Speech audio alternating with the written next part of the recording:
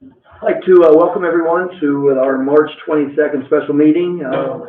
We are meeting, have a couple of agenda items. Primarily, we're going to work on our budget for FY23, but there are a couple of other items. So first order of business is to adopt the agenda. So I'll take a motion at this time to adopt the agenda. So moved, Jason. Second by Ryan. Discussion? Those in favor of the agenda signify by saying aye. Aye. Those opposed, nay. And the agenda is adopted. We have a consent agenda to adopt. Are there any items anyone would like to remove from the consent agenda? Hearing none, is there a motion to adopt? Make a motion to approve. Matthew? Second by Jason. All those in favor of adopting the consent agenda, signify by saying aye. Aye. Those opposed, nay. The consent agenda is adopted. We do have public comment. Jane, do you have the list? I saw you with it earlier.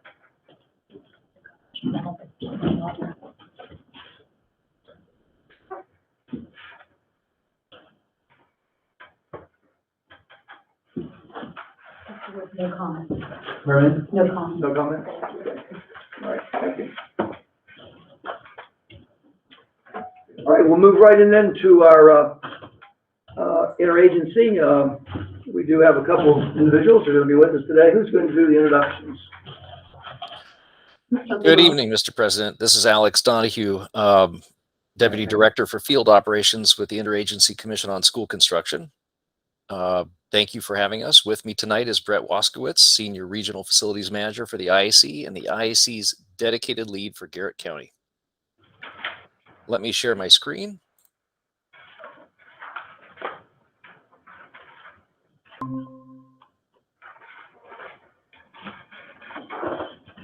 Is it visible?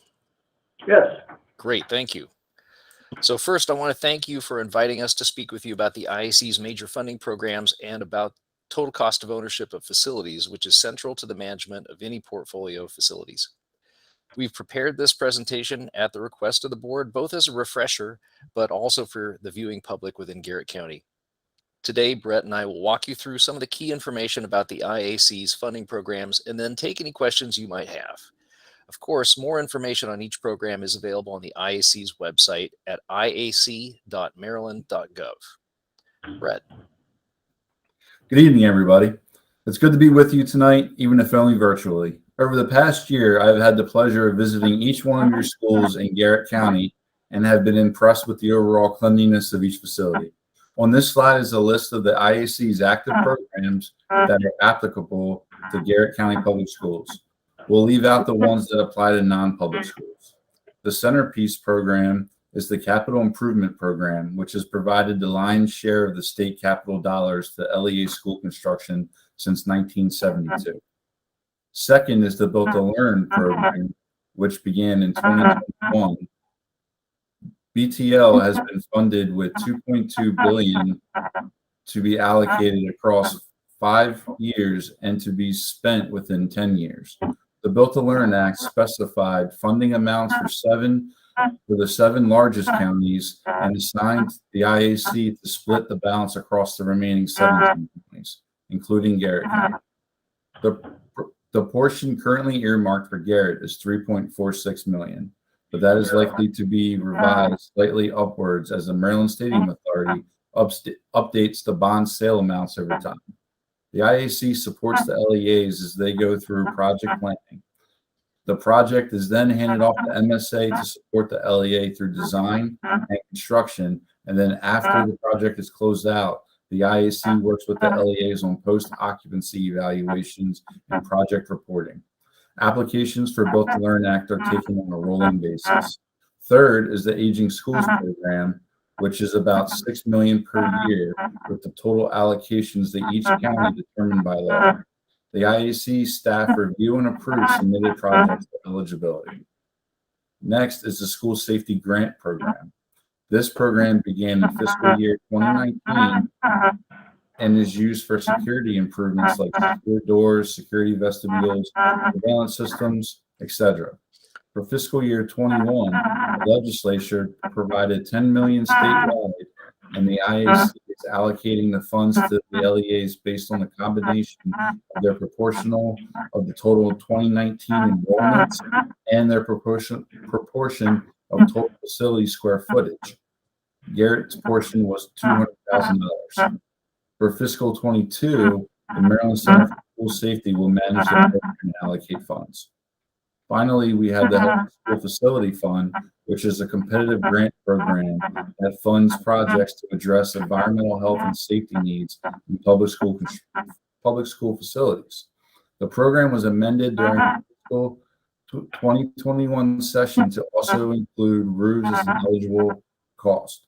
From the fiscal 21 and fiscal 22 authorizations, Garrett County received a total of about $8 million for 2 air conditioning projects at Northern High and Yacht Lakes. The HSFF is currently on track to be reauthorized for fiscal year 2023 with additional funding. The program currently is to sunset after fiscal year 2026. Just a quick check. Is the audio working okay on your end? It breaks up a little, but we can hear it okay. Okay, great. Thanks. Okay. The prioritization of projects under the Healthy School Facility Fund follows this list. The order is important, but a bit complicated. So the details are spelled out in a procedures guide on the IAC's website that we update each year.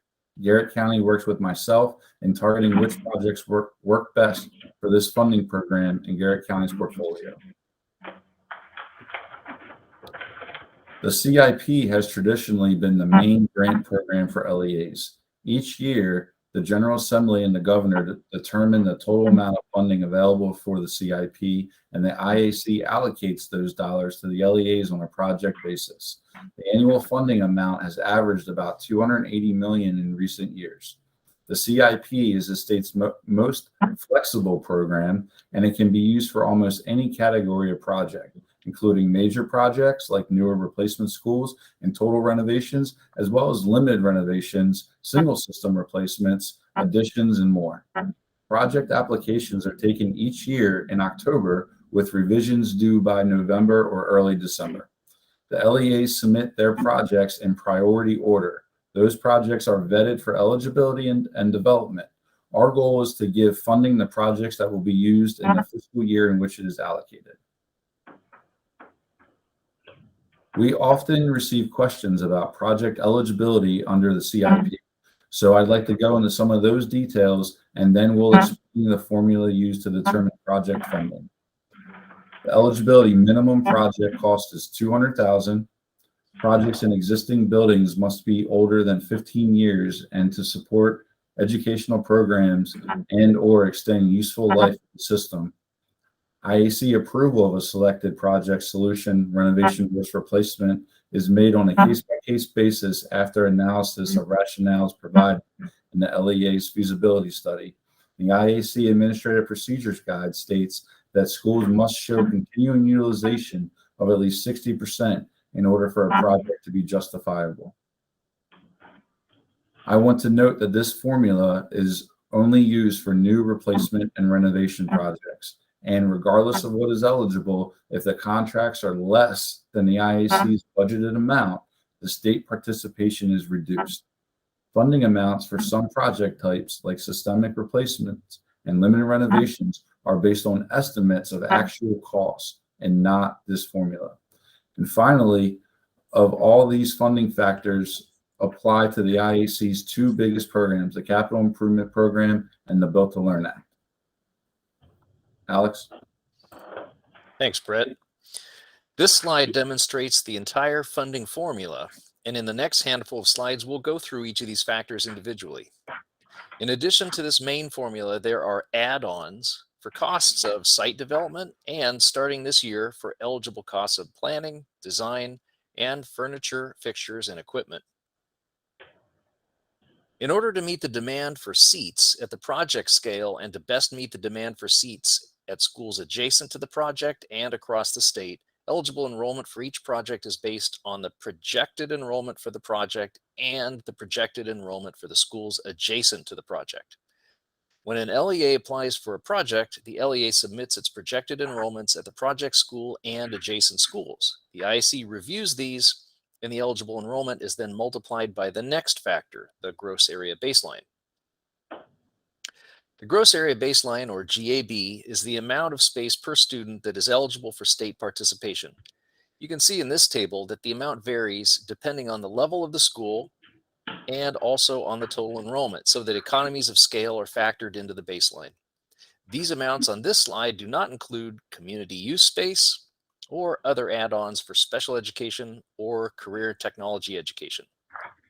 These baselines are called baselines because they're not the final word. The IEC can grant a variance from a baseline when an LEA demonstrates that the baseline is not sufficient to support the specific educational programs that are required by the state to be delivered to that specific student population that the school needs to serve. The next factor in the formula is the IEC adopted cost per square foot. Each year, the IEC adopts a cost per square foot amount for the upcoming application year based upon recent bid numbers from projects in Maryland plus industry trends. The current cost per square foot for building construction only, there are some additional factors we'll talk about in a minute, is $358 per square foot. For projects in certain situations, there are additional factors that may be applicable. Site development is added at 19% for projects in which square footage is added, and is added at 5% for renovation projects where site costs tend to be minimal.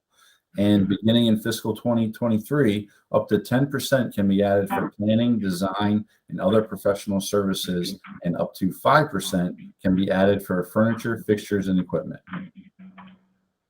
For planning, the types of costs that are eligible for state participation include feasibility studies, ed specs, equipment specifications, and other planning work prior to design. And for design, architectural and engineering fees, construction management services, geotech services, and other services necessary for architectural specifications.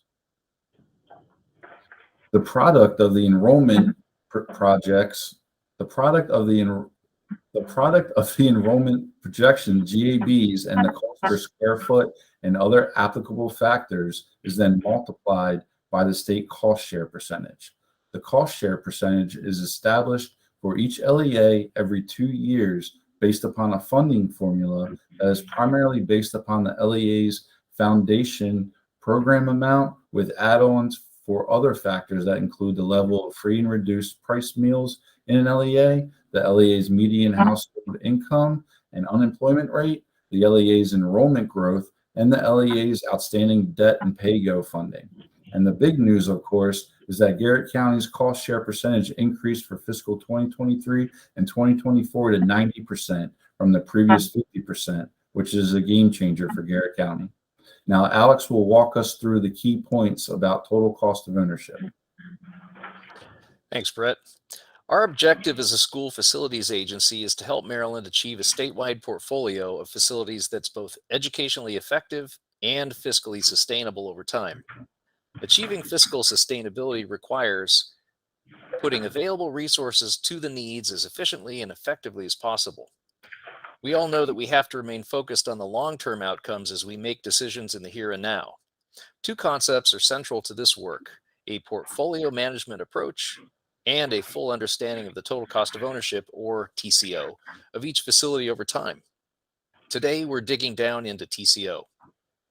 Estimating the total cost of ownership requires tallying up not just the cost to build a school facility, but also all the other costs of owning that facility over the life of that facility, including the cost of operating, maintaining, and eventually disposing of the facility at the end of its usable life. Part of managing a facility portfolio is managing the TCO of each facility and of the portfolio as a whole. So many decisions around a school facility can and must be informed by TCO. The fiscal sustainability of Maryland's portfolio depends upon the fiscal sustainability of each LEA's portfolio. And the fiscal sustainability of each LEA's portfolio is directly affected by that of each facility that the LEA owns. Optimal portfolio management delivers the needed educationally sufficient school facilities at the lowest possible total cost of ownership. This involves managing both TCO of existing facilities and the TCO being incurred with every new or renewed facility. Reducing the total cost of ownership at both levels frees up dollars to spend on other unmet needs in the LEA's existing backlogs, both capital and operating. For this reason, the IAC is increasing its technical assistance to LEAs in their portfolio management and early planning of projects through our regional facilities managers. The RFMs assist LEAs by working with them as they frame their needs and vet potential solutions, both at the portfolio and project levels, prior to project scoping. The approximate costs associated with each phase are represented in this slide. It's important to look at each phase's relative cost compared to the total cost of ownership. For our purposes here, we'll leave acquisition of a facility site, meaning the land, out of the calculation. Planning, which can include demographic studies, community involvement like charrettes, and coordination with other public agencies, generally only amounts to a fraction of a percent here. Design, however, includes architectural and engineering services. Interior design, landscape design may add up to about another 3%.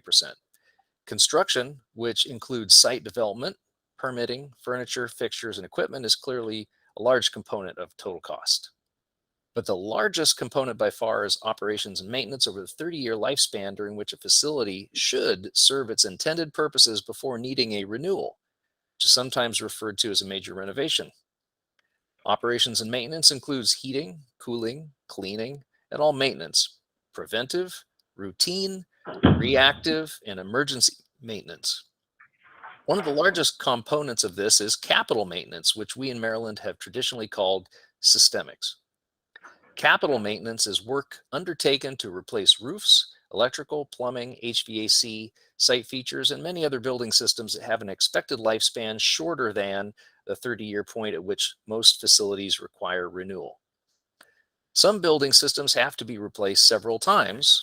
Sorry about that. Lights went out on this end here. Saving energy. Several times during a facility's normal expected lifespan. If they're not replaced when needed, emergency maintenance costs greatly increase and facility reliability and health diminish. Capital maintenance is also required for improvements needed to support evolving educational programs and technology upgrades such as we have seen happen in the area of lighting. The bottom line, operations and maintenance can easily make up more than half of the total cost of ownership over those 30 years. We cannot overemphasize the importance of early decisions in achieving fiscal sustainability. Decisions made during the planning and design phases at the beginning of a facility's life cycle, such as its location, shape, size, and functional relationships, can have significant consequences and can seriously constrain future generations. When considering a facility's educational specifications, perhaps the most consequential decision is the total square footage of the facilities. The IAC's gross area baselines suggest a total building area of about 70,000 gross square feet for a 580 elementary school SRC. Construction, including the soft costs such as architecture, engineering, workers, and equipment, adding an extra 20,000 square feet nearly adds $8 million to the upfront of the facility. But that's not the end of the story. In addition to the $8 million construction cost premium, the 30-year cost of maintaining and operating the extra 20,000 gross square feet is another almost $8 million. On an annual basis for 30 years, the combined $15.8 million in total cost premium equates to more than $500,000 per year that could instead be spent on educational programs or maintaining other schools within the portfolio. Yes, these are big numbers we're talking about here, and there are many details and complexities to manage when you're managing a portfolio of facilities. But together, Garrett County and the IAC already carry data to do it well. Together, we can review the data, lay out feasible options, and estimate the costs and benefits. We stand ready to assist Garrett County in developing its long-term plans for the future and in lining up the available resources to keep the portfolio as educationally sufficient and fiscally sustainable as possible. And now we're happy to take any questions you might have. Okay, we'll open it up for member questions. Anyone who has anything that they want to ask either Brett or Alex. You know, one of the driving forces for us is the eligibility requirement of 60% utilization, which obviously, Brett, you're well aware of. Most, if not all, but most of our buildings are way under that threshold. Is that a concrete eligibility standard that must be met in order to get a favorable response? It generally is, unless there are some circumstances within the portfolio around the school that is being considered for a project that make it essentially impossible to bring the utilization up. What the IC does is works with each LEA to identify how can the LEA bring the portfolio to a long-term affordable or fiscally sustainable situation with the students in the locations that they have. And we're well aware that in rural school districts, the density of student population is low enough that there's simply no way you're going to have real high utilization and density at every single school. You know, it's just not practical to send students, you know, a long distance with a drive time that's beyond, you know, what's workable in a day. And so, you know, we certainly don't expect, you know, every school in every county to be able to have the number of students in it that, you know, would be the case in an urban area where there are a lot of students and a lot of schools, you know, in close proximity. At the same time, you know, we also want to help you arrive at the most affordable solution possible. And the baseline expectation is, you know, utilization under 60% in the long run is going to be very, very difficult, very costly to own.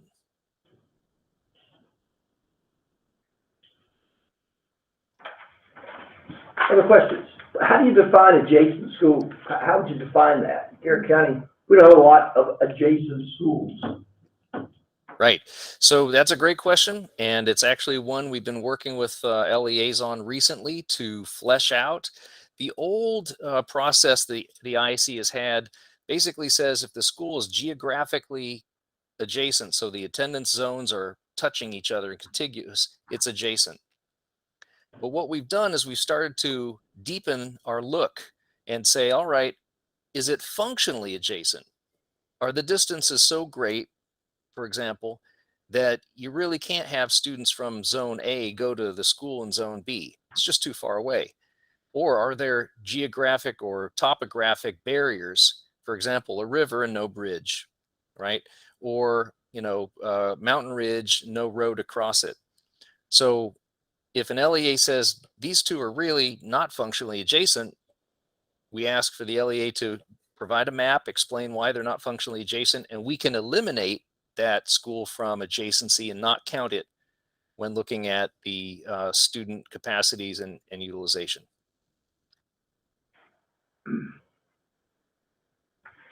Well, when you're looking at the school districts, you're looking at the location of the school, right? I mean, some of these districts are fairly big, and so people on the far side of that district would have a tougher time commuting or getting to an adjacent school. Right. So is that one of the things you take into account when you're looking at functional? Absolutely. Absolutely. And in fact, what we have been doing recently with a couple of cases with two school districts, two LEAs, is we've asked for them to show us the bus stop maps so we can see how many students are coming from where. And it's pretty easy to calculate average drive time and just carve out or eliminate an entire area of an attendance zone and say that's just too far for the kids to go.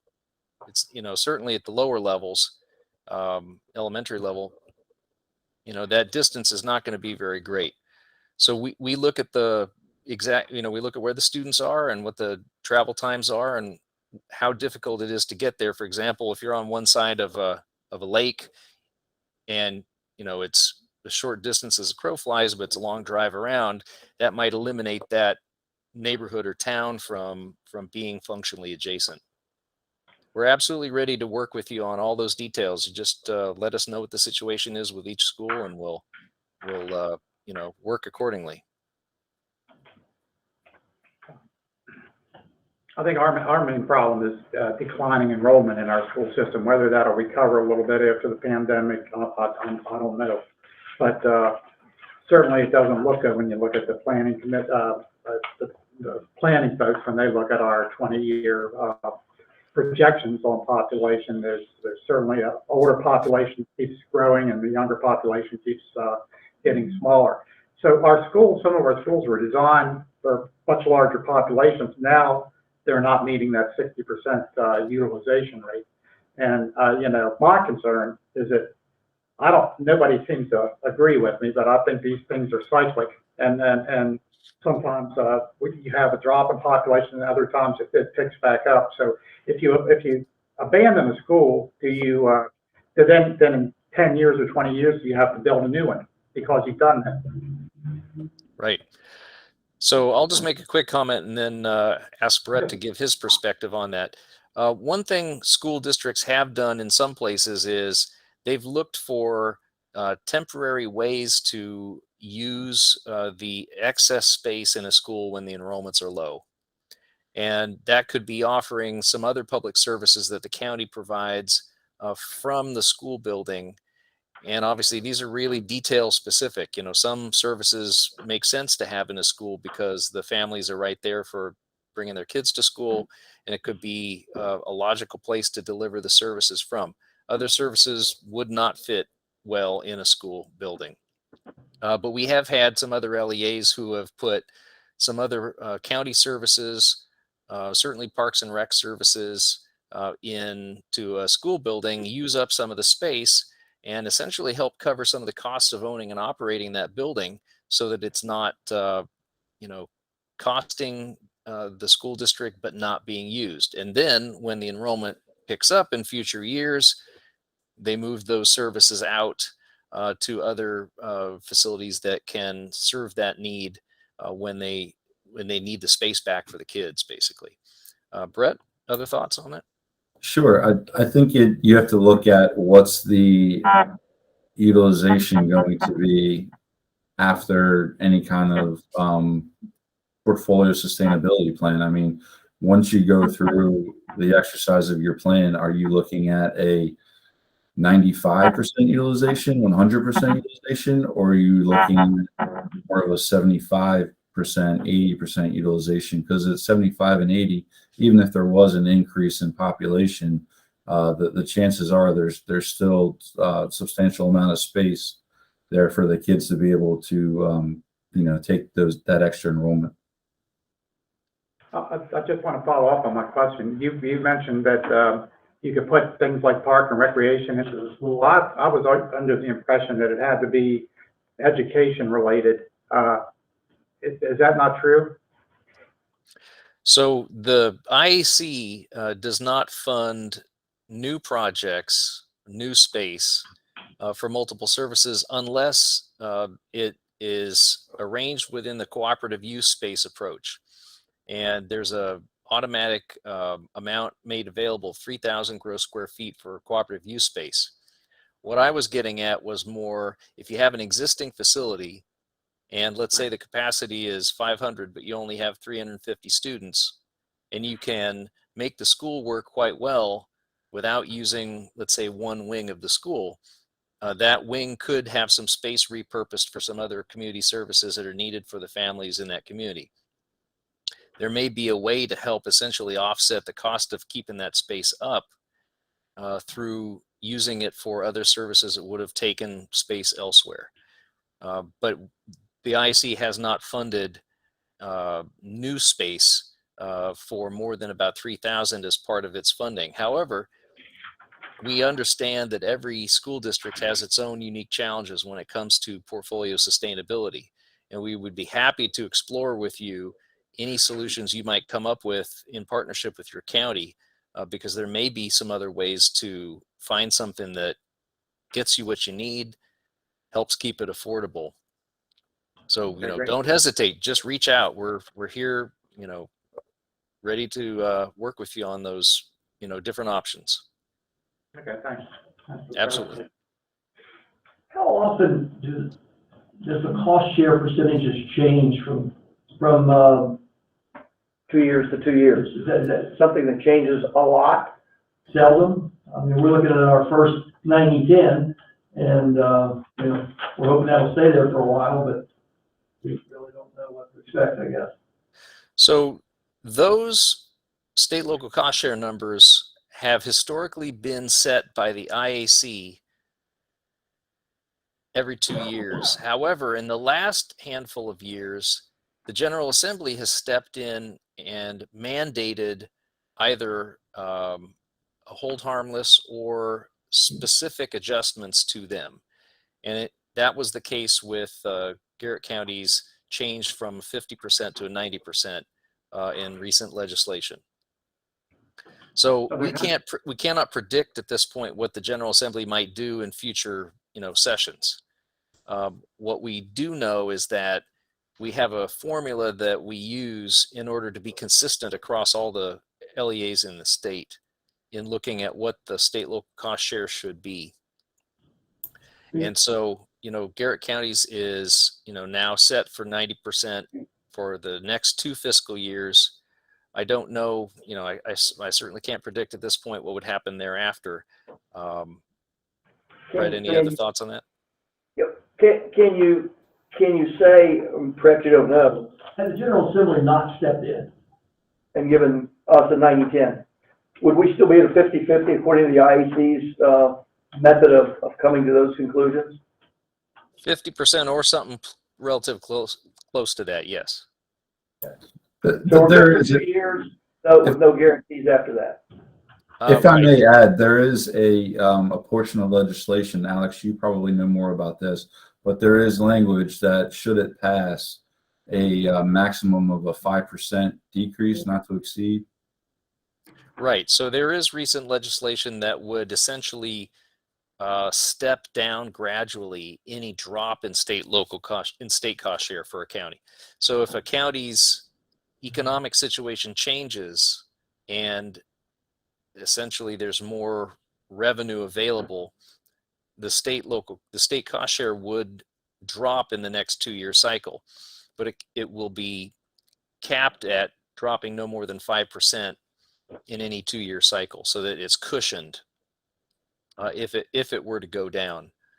But recently, in the last few years, the IAC has held any declining counties harmless, and so there have not been drops. So it's definitely possible that there might not be a drop. But again, the unpredictable part is the General Assembly's role in that. But the legislation that gave us the 90-10 split is it's not sunsetting, right? It'll still be in place unless there's action by the Assembly to change it, right? Yes, that's my understanding. Yep. Ours is tied to Allegheny County as well, so what happened, theirs is lower. So. Well, that's what the legislation says, yeah. But if they're held harmless, Right.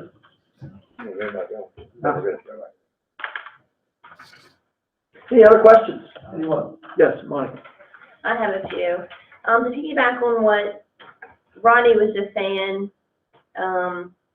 about if you have a section of a school, you said a wing, you could provide other services. Would that be a possibility that some of our central office staff can move to a space at when we have other buildings that they're in? Do that? Yes, I would want to explore that for sure. We've had a number of LEAs that have repurposed space for administrative support purposes. The question is, what does that do to the student assignment in the area, the attendance zones, the grade bands, what the uses are for each of the facilities.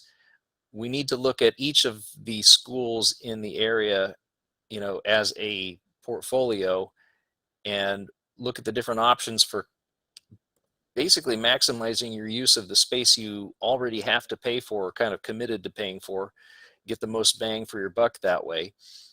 Brett, you want to add anything on that?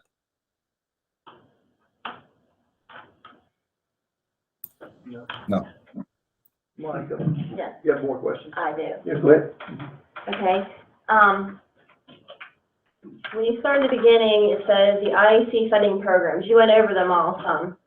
Now, like the Built to Learn, you said that Garrett County, I believe, if I'm correct, got $3.46 million, Yes. and do we already have it currently? So that's what we're using for Grantsville, or where are we using that, or we haven't used this money yet? I'm just trying to. Southern Middle Broadford, okay. So we already have that to go toward it, whatever. But in addition to the other funding, yeah. So it's just a portion, right? Yes, portion. If I may, currently you guys are projecting to use your Built to Learn Act funding for the Southern Broadford, but you do not have an AC approval for a project, so there is still potential to pivot, but currently that is the plan. And Built to Learn Act, it's not a program by itself. You can join CIP funding with Built to Learn, so you can use both programs to fund the project.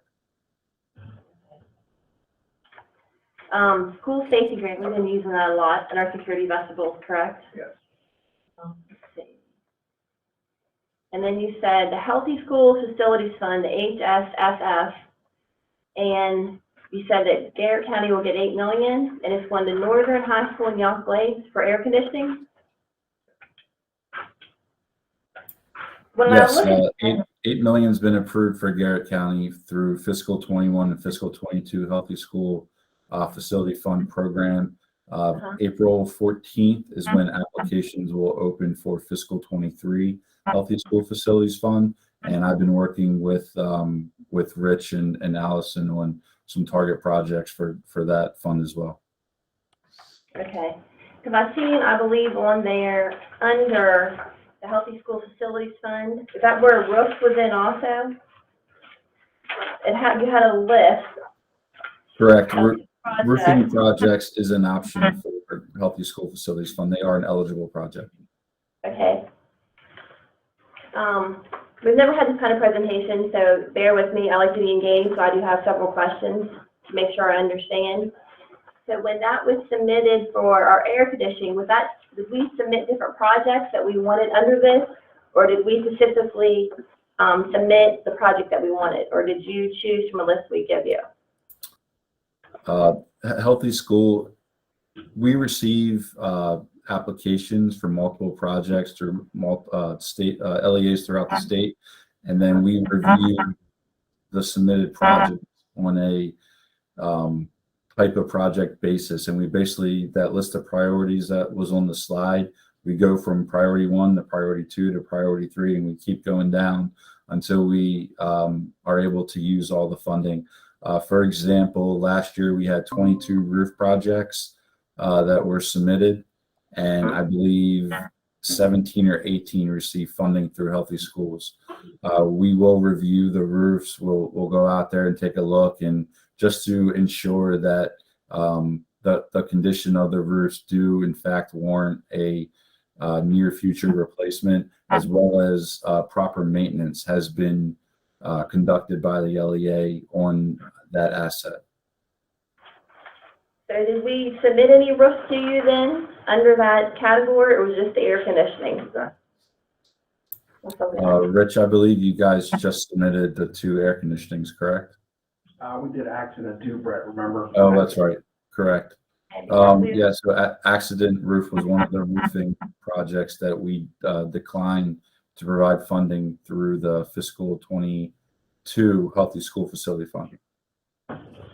That doesn't mean we couldn't apply for it again, right? Correct, you could.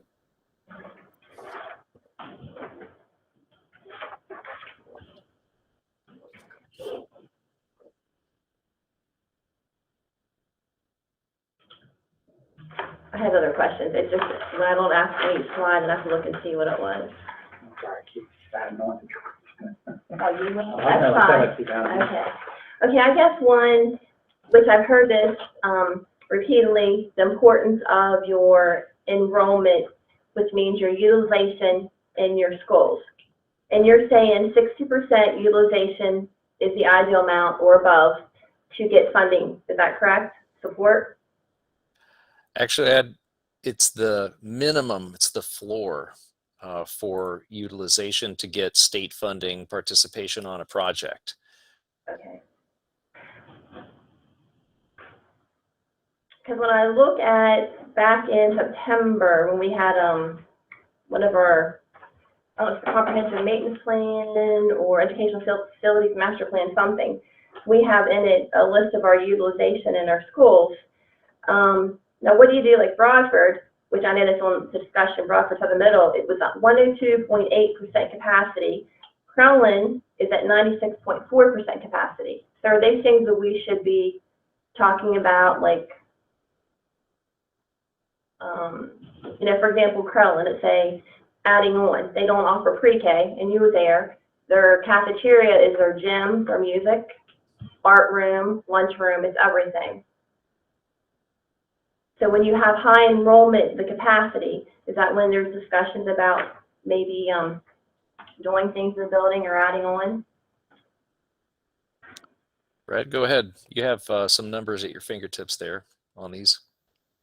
Sure. As schools exceed their capacity, we do encourage, if the LEA believes it to be kind of a curve, then a potential temporary solution would be a portable to increase capacity, you know, for a handful of years until the expected enrollments sink back to what they were to the state rated capacity. If it is a upward projection enrollments and the LEA believes that, you know, the enrollments are going to continue to increase, then absolutely, and some sort of addition project would be recommended for your portfolio for that project, for that school. So a couple, can I add a little bit on there if that's all right? Sure. So one of the items that's important when you're looking at utilization of any school is the capacity is measured in its state rated capacity. And the state rated capacity can be different from a local rated capacity. The reason is we at the state level need to have one single way of measuring capacity across all school districts, because school districts can have different policies for class sizes and how many students they want to have in each of their teaching stations. And so in order to ensure fairness of state funding to all school districts on an equal basis, we use the state rated capacity measure to identify how many seats a given school can have. And it's literally by looking at the teaching stations, the classrooms within the building based on the floor plan and the uses of each space. Now, an LEA could have a local rated capacity number that is their preference as to how many students would fit in that school. The utilization calculations, though, for the state funding are all based on state rated capacity. And so it may be that some of the numbers you are looking at for a given school could be local or could be state. It would be important to know which one it is before you can identify whether that particular school might be potentially eligible for state funding participation for additional space, or whether it might be falling below the 60% point, in which case it would likely be ineligible. What you said about the local rate capacity, we don't have a local rate capacity here, do we? I've only heard of state rate. Okay, I didn't think you did. Okay, great. So that keeps it a lot simpler for you. Okay. And when he had referred to maybe possibly if there's a curve in enrollment, you could do a portable. What's the bang for your buck versus a portable being stick built? Brett, go ahead. I think it's situational, to be honest. If you have a particular situation in mind for a particular school, sounds like possibly Crellin, we can definitely work together with Rich and Allison and you guys to develop some sort of plan and some budgets and some estimates to help, have all the fiscal factors before making any kind of decision about a future project. Well, I remember in a slide we had a while back for our discussion on gradient realignment, it was on there in time possibly, it had a portable, I believe it was portable, it said at Crowley, it said $500,000, and I just was asking because of that. 500,000 is probably a good number for everything necessary to get the portable area set up for probably about a 4 classroom portable. I'd say 500 is probably a good number for. One thing we would work with you on is to identify how long that bulge in enrollment is expected for, because we use a standard measure of expected useful lifespan of 15 years for portables. And that's because they're not intended to be a permanent solution for capacity. So if the enrollment, projections for the future are such that you expect the additional students to be there for more than a handful of years, that might help you push towards a more permanent solution. But if it appears to be a short-term one, or if, for example, your portfolio plan includes doing some projects to adjacent schools such that those new schools might have additional capacity, you might only need a temporary solution there for a smaller number of years. I mean, it's as Brett said, it's very situation specific, and we don't look at it with assumptions that it's always one way or another or one size fits all. It's really got to be a pretty custom analysis. So when you just said one size fits all, so we don't have to have all of our schools modeled this, do you have to have all your schools modeled the same grade band realignment if that's what would occur? No, absolutely not.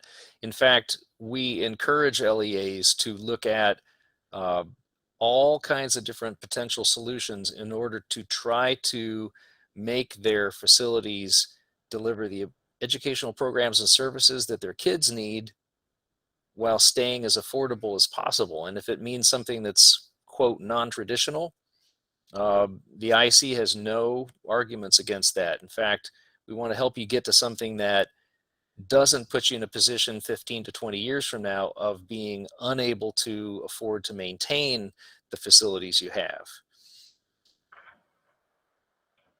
You keep referring to LEAs. Can you explain to people that are listening what you mean by when you say LEAs? Sure, I'm sorry. LEA is Local Education Agency, and in Maryland, that means one of the 24 school districts in the state. The counterpart is the SEA, or State Education Agency, and here that's the Maryland State Department of Education. Thank you. Do you, Alex or Brett, do you take into consideration ever uniqueness of a school? We have a school in our county that has a unique population because of those that attend. Does that come into the discussion at all, ever? No, yes? Absolutely. What we need to know is, what is the situation? What are the characteristics? What makes it unique and special? What are the constraints posed by the nature of that community or student group? Certainly, there are some schools around the state that are, physically, the buildings are historical landmarks, right? And you can't necessarily do anything and everything you might want to do to that building. You have to preserve the historic nature of it. That's on the facility side. And then on the student body side or community side, there can be other factors that might limit you a little bit here or there as to how you might come up with a solution. We do ask you to tell us about those so that we can take them all into account. And it may be that, particularly in a rural area where the student population density is lower and there are fewer options available, and the distances are such that you can't just say to some students, you need to travel to a different location. we have to take all those into account, and we'll work through that scenario with you.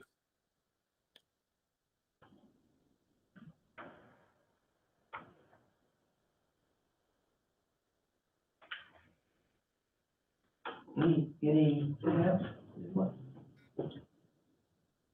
Yes, Paul. I had another thing on the utilization. When I look at it, we had Grantsville at 56.5%, but we're getting it remodeled, a new roof and all that. How did we be able to get that to move forward with the utilization being at that number? So we understand that Grantsville's been hovering around 60%, and we worked the RFM team, myself and the good folks at Garrett County, Rich and Allison. We worked on looking at the potential future for that area, and with that kind of understanding, it just made sense from a portfolio standpoint that that project may benefit from a substantial, that school may benefit from a substantial project for that neighboring area. That's actually a great example of how the IEC essentially has a mandate to distribute any available state funds equitably across all the school districts in the state. However, we also understand that certain communities and situations have more constraints, fewer options. And in the case of Grantsville, there's a need for a school there. There's a need to serve those students. And there may not be enough students to bring the utilization up as high as, is desired or ideal. But there still needs to be a solution, and we'll work with the school district on that.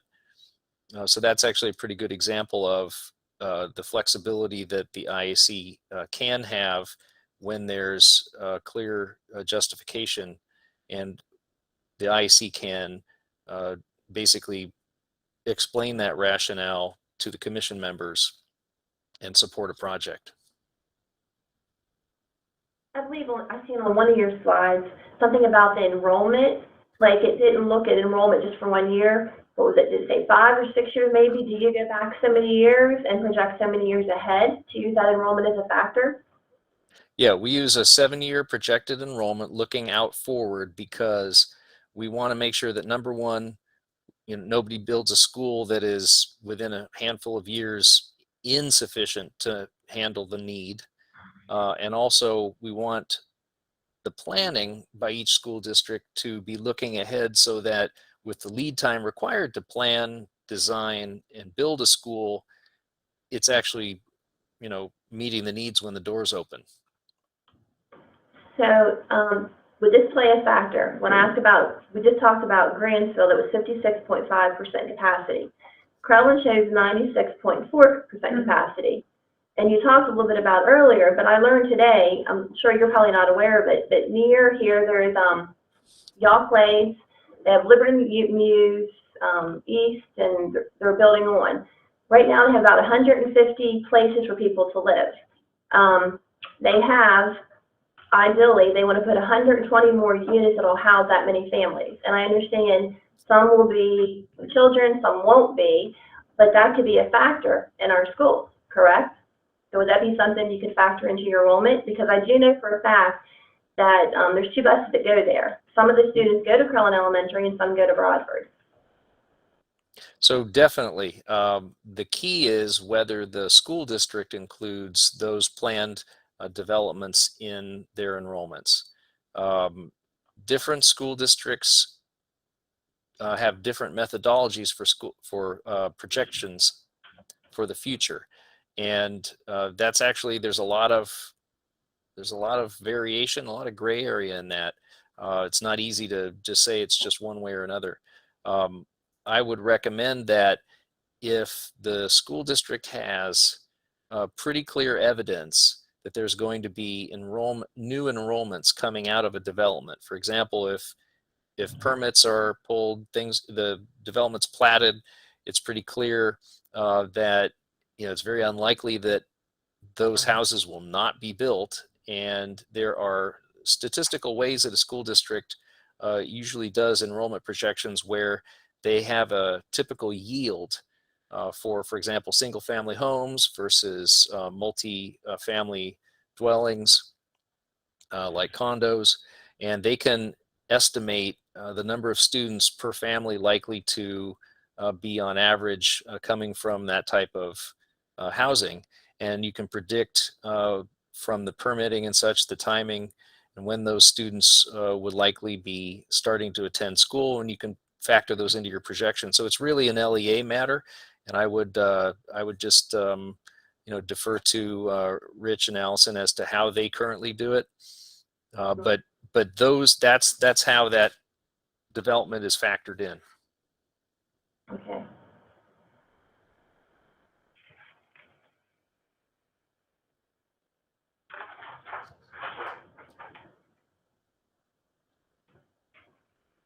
Oh, something else when we talked about the square footage, that goes to, again, our utilization of our buildings. I want to make sure we weigh all of our options, all the options are on the table. So would one option be, could you, may not be favored by some, but take off a section of a school to make it still a community school, make it smaller to accommodate the enrollment you have there? Definitely, that is an option.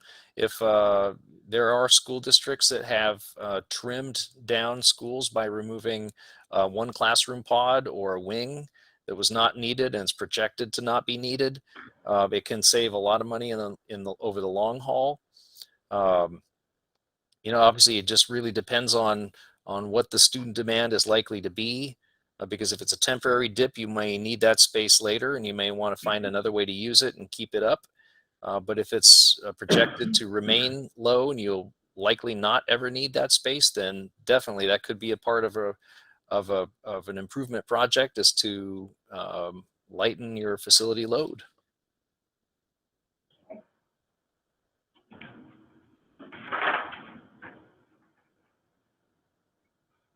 And really, just on that score, identifying what the benefit is, that can all be calculated in terms of TCO.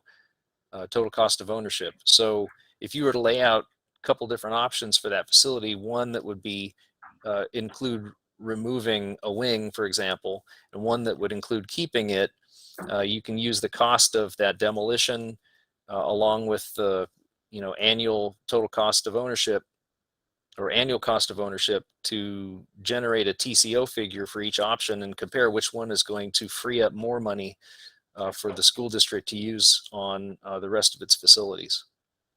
Okay. So can I add to that? Yeah, go ahead. So what you're saying is you could possibly mothball part of a facility that has a low utilization rate, whether it's deconstructing a portion of it. What if you just put a wall up and said, we're not going to maintain this section that we've abandoned? Is that a possibility?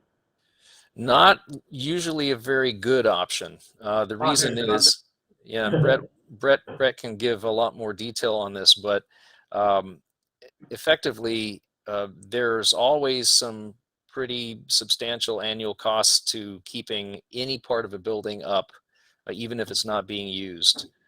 Absolutely, for fire code and other safety issues, you have to keep those parts up. In addition, all the systems in the building do continue aging, particularly the roof. I would say it's rare. It's going to be rare that there's a way to save a lot of money by just simply walling off a wing.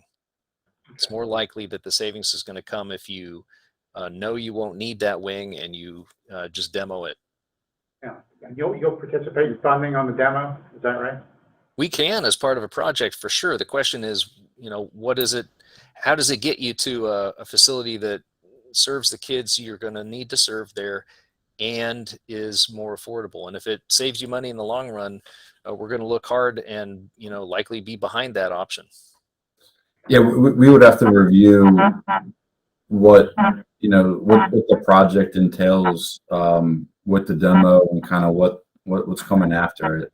We'd have to look at everything from a portfolio level to determine, if that decision you know, if we concur that that decision is what's best for the overall portfolio for the educational sufficiency of that building for the children. Right, and just a quick final note on that. You know, it's not about, you know, the IEC staff's opinions on such. It just comes down to numbers in terms of what are the costs of the options and will they get you to what you need in terms of giving the students there the programs and services that they need, of housing those programs and services sufficiently. If the numbers pan out, then, you know, save you money, then we're going to, you know, likely help you do that and support that. Thank you. Certainly. On page 8, when you talk about the gross area baselines, I believe, make sure I'm accurate, you said that in that space you do not include your community rooms, career technology, and special education. Is that correct? So in a very general sense, yes. What is included in the gross area baselines is at the high school level, a certain amount of classroom space for CTE, but it is a standard type of approach where a high school of, say, 1,200 students is expected as a kind of a basic level to have some CTE programs that could have maybe one small lab, one medium-sized lab, and one large lab for the CTE.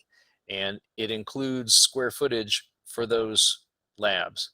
Now, if, however, that school is actually going to have a, let's say, regional CTE program or a much larger than standard CTE program, it might have 3 small labs, you know, 2 medium-sized labs, and an extra large lab. In which case, you might have a need for additional square footage that would make it so that you would want to request a gross area baseline variance, where you would say, you know, we're offering far more CTE programs. We're offering 8 different CTE programs in this high school, as opposed to a, you know, typical maybe 4 to 5. And so therefore we need this much extra space. And we would review that and could certainly grant a variance, or the IEC staff can review and recommend. The IEC commission can grant a variance for that. So there's flexibility. You know, same thing. We start with a baseline because it's a good rule of thumb, but we look at each case on a case-by-case basis. It's just one question to kind of go along with that. Do you see any changes, not only to baseline, but also as far as state-rated capacity with Maryland Blueprint? So although the fine details are still being worked out and probably going to be pushed out, you know, as we look at the report, it looks as though they are supporting smaller class sizes. Do you see any differences in your calculations moving forward? So we don't know yet. We're working with MSDE to try to identify where they're going with the program requirements and what happens to expectations on the program side. And once we know more about that, we'll be able to identify what might need to change, if anything, in the gross area baselines, or how we approach facilities funding to match what's developing on the program side of the house. So at this point, we don't know yet how that's going to go. But the gross area baselines are designed to be adjustable over time. And one of the reasons why we offer to school districts the opportunity to ask for a variance for anything on any given school project, on any given case or situation, is so that if we get 2 or 3 variances, or, you know, in a row on the same type of school, where 3 different school districts are asking for additional square footage for the same thing in the same kind of situation, then that tells us the gross area baselines may need adjustment in that area, and we can make that change.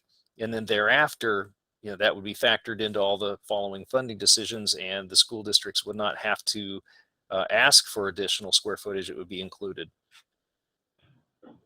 So they're built to evolve over time, once, you know, as basically as we learn.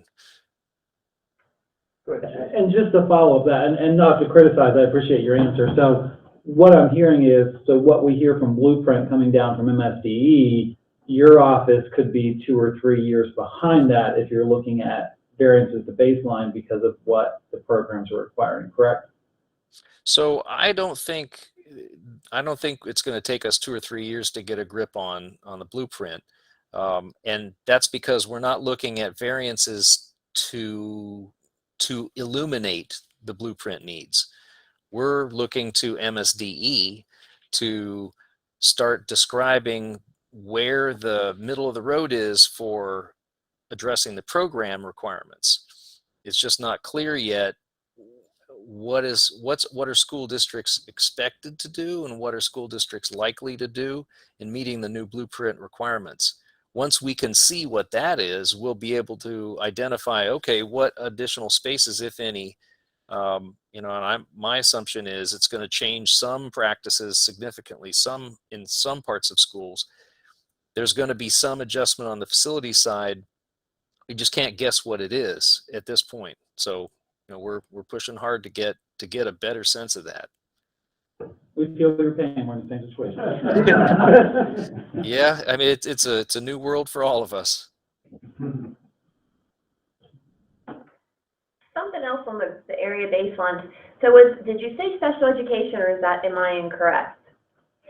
So there's additional square footage that's added onto the gross area baselines for special ed students in certain categories. Not all special ed students, but the ones that have a certain amount of time of special ed services out of a certain percentage of their time in the day.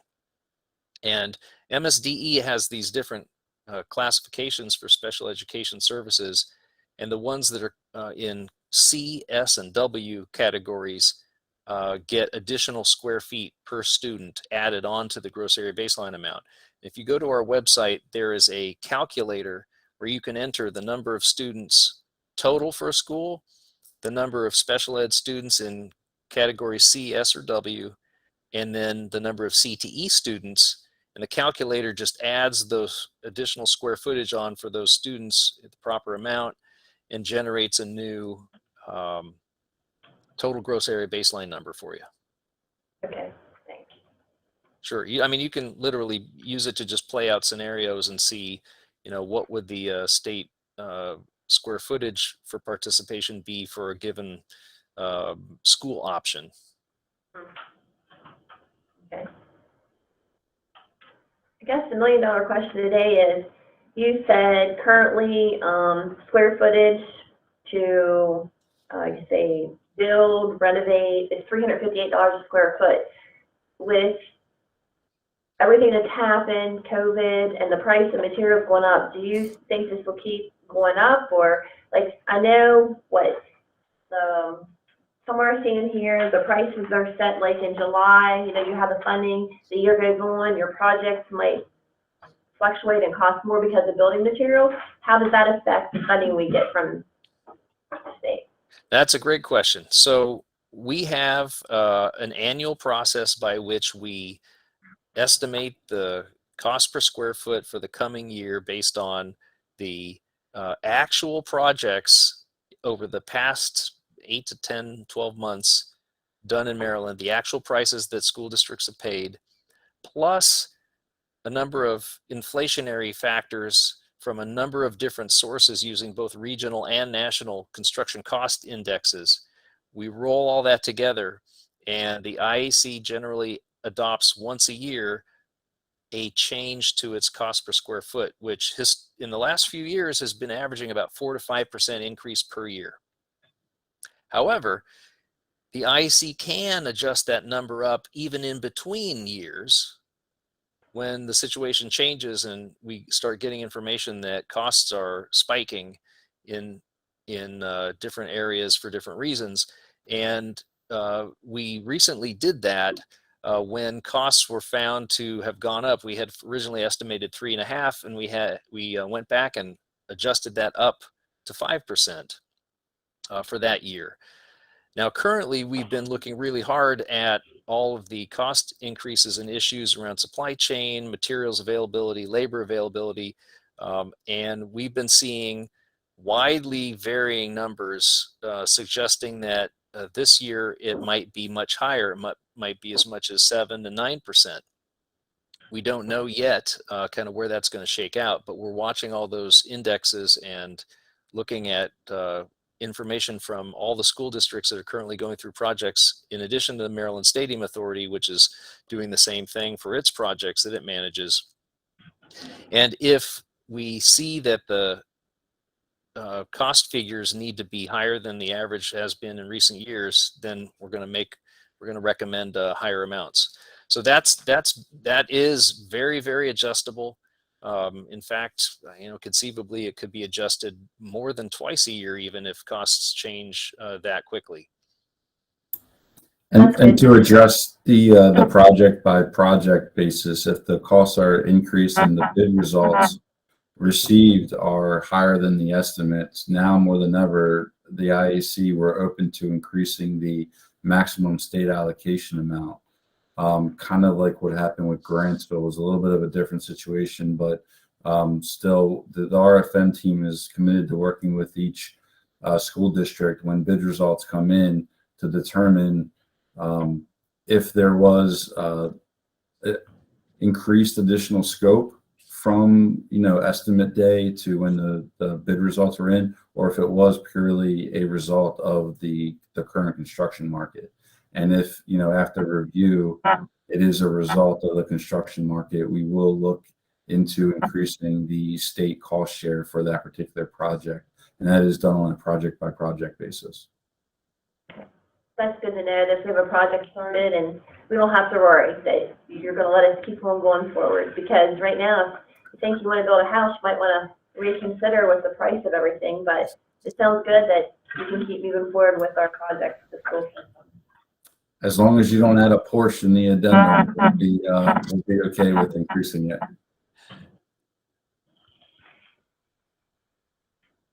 Yeah, we roll with the punches. Yeah, we're gonna help you do the same. Well, I just, on the construction cost, what percentage of that do you think is labor? And could you talk a little bit about how the prevailing wage is estimated and what factor that plays into actual, the cost of some of these projects? The percent that's labor, it's really, it depends on what type of project. Some projects are more labor intensive than others. Overall, a good rule of thumb is about 55% labor, 45% material. But if it's an interiors job where interior renovations, where a lot of the material used in the project is not very costly, the majority of that project where it's stud drywall paint, more finishes, ceramic flooring, where the material is cheaper, you're obviously going to see a higher percentage that is labor. Okay. As far as the prevailing wage, any state funded project with 25% or more state funding is subject to state prevailing wages. So Garrett County, you would request from DLLR the prevailing wage rates for your jurisdiction, and they would provide it. And that document sets the minimum amount each employee on the construction site can make, and it's done by worker classification. So such as iron worker, mason tender. It's really divided out by trade, and it includes a base salary, base hourly rate cost with a fringe benefit associated.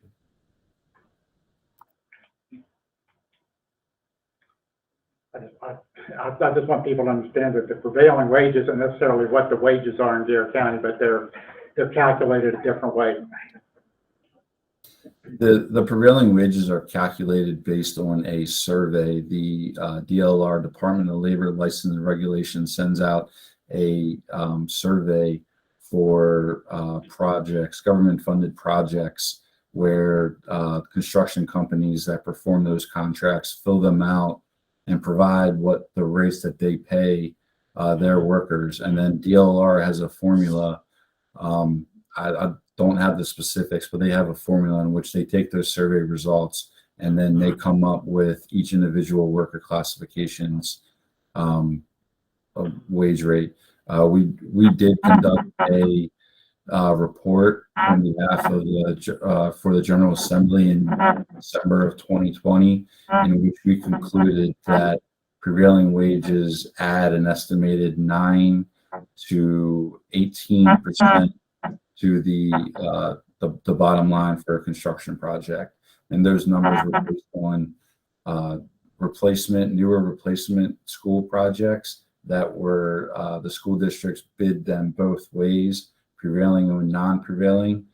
So they had the results of what the true comparison was for prevailing versus non-prevailing. So we were able to take that data and include it into a report to the General Assembly. Thanks.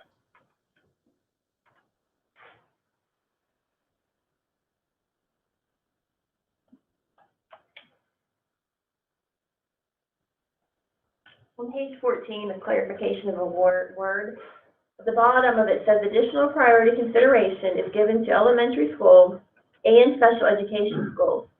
So is there school systems in the state that have a special education school by itself, or is it like a special education, a school within a school?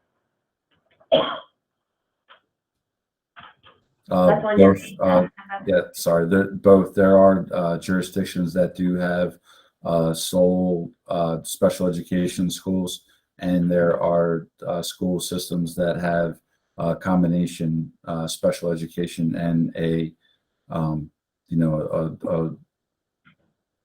school adjoining where they have shared spaces, as well as the special ed typically has its own wing or something that can be, for security reasons, they can break it off of the rest of the school. Okay.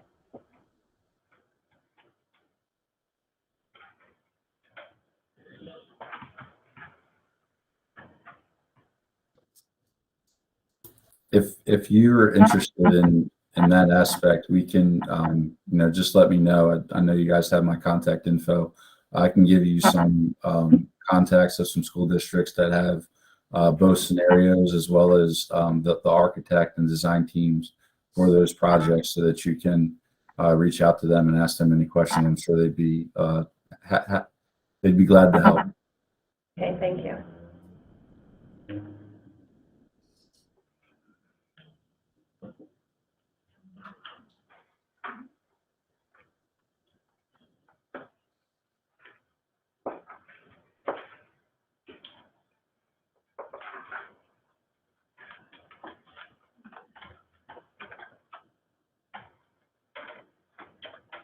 Anything else? These guys for almost an hour and a half. I just have one more. Okay, sure, go ahead. You explained with our state local cost share. I mean, it's wonderful that it's a 90-10 split. So hopefully that'll make it easier for us to move forward on projects. We have to get the 10% support from our local county government, and then the 90% is from you. So that's good that we're like Allegheny for now for our funding.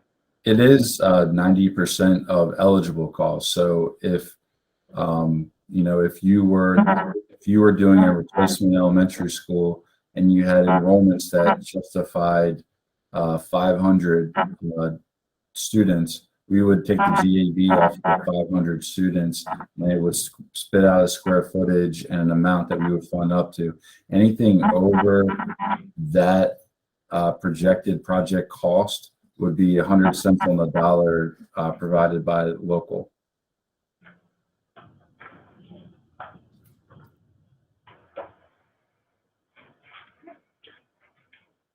Well, Alex and Brett, thank you very, very much for a lot of information, a wonderful presentation to pass out to us. I can say you guys missed a 65-degree sunny day in March in Garrett County. If you were ever coming to Garrett County, you already blew it. You missed the one day.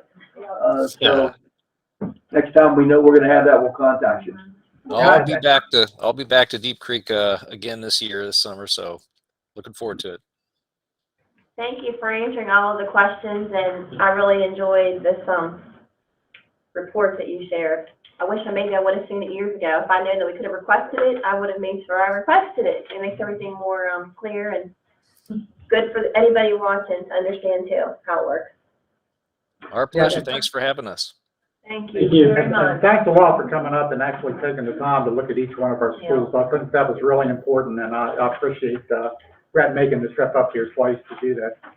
Yeah, absolutely. I appreciate you guys having me, and it was good to walk the spaces and see everything in action. Okay. Again, thanks so much. I'm sure we'll be in contact a lot as we go forward. Thank you. Thanks, Thank you all. everybody. Have a great evening. Thank you, you too. That was wonderful. What a good presentation. I'll learn some things I didn't know.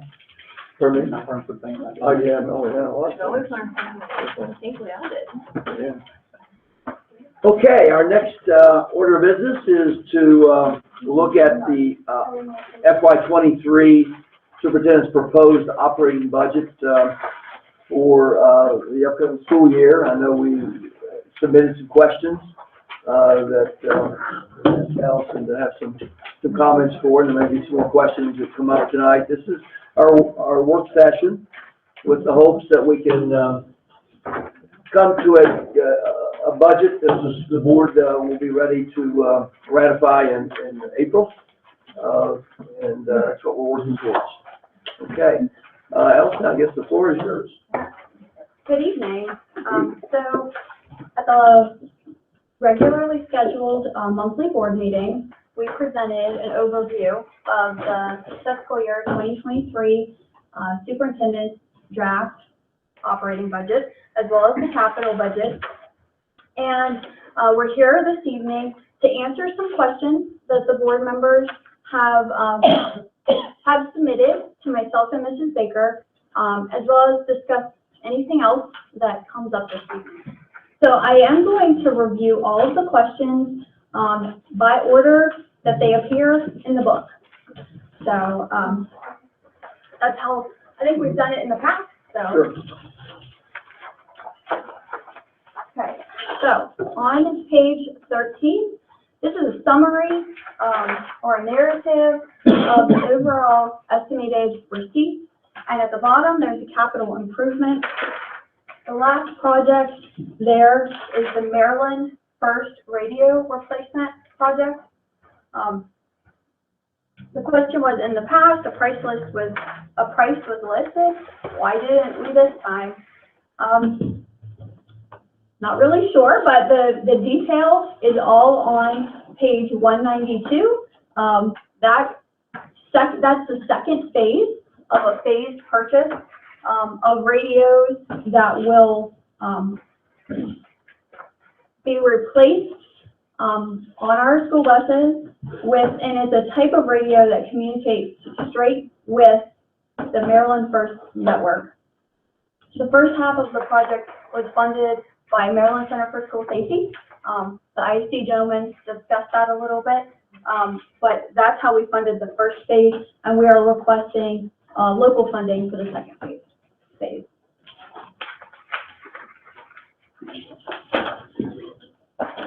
On page 23, the question was asked, why has food service decreased from 0.7 to 0.4%?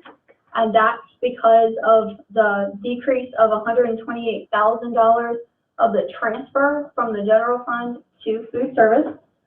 We discussed that at the March 8th board meeting, and that was an overall decrease to the budget. This current amount of $220,000 aligns with the estimated fringe benefits that the food service fund would have in fiscal year 23. What's the amount again? Will transfer. $220,000 is the proposed amount for fiscal year 23.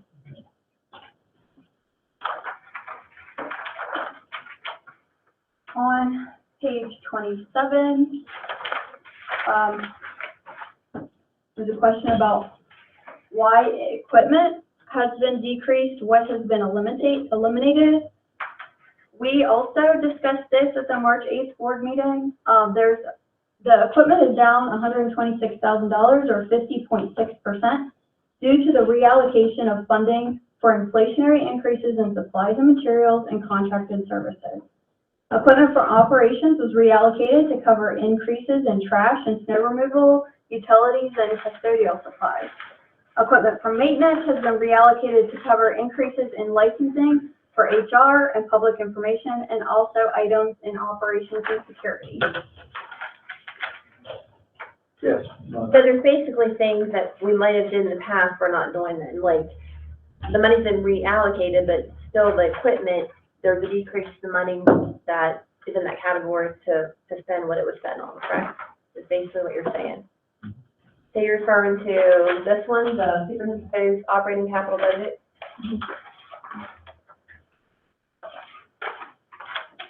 What would some of those equipment things been? Like, I'm trying to, like, was it for maintenance? Was it like in the schools? Because I know, No, like, it was operations and maintenance, and we reallocated to cover licenses and contracted service and the increases in supplies and materials. The items that we purchased out of equipment are one-time, long life pieces of equipment, pieces of assets. So they're on a rotation, and we have been managing that rotation of what we needed. If you could, that was like We'll our get back to- lawnmowers and our, like, therefore we have getting replacing some of the maintenance, vehicles, correct? Yes. Right. I don't wanna. Well, I just looked, because I knew that I think Some of the custodial equipment in that. right. And that's later on in the back, Okay. so we'll discuss the equipment in detail, but right now, this is the big picture thing, and then when we get into the activities, we can talk about the specific thing. Okay. So.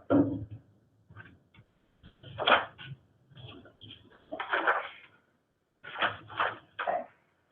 On page 36, the Board of Education activities, our board members paid $5,000 per year.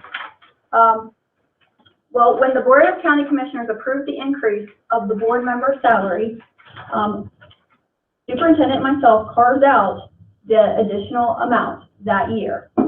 In FY23, there will be 3 board members that will receive an additional $500 in that fiscal year from January to June.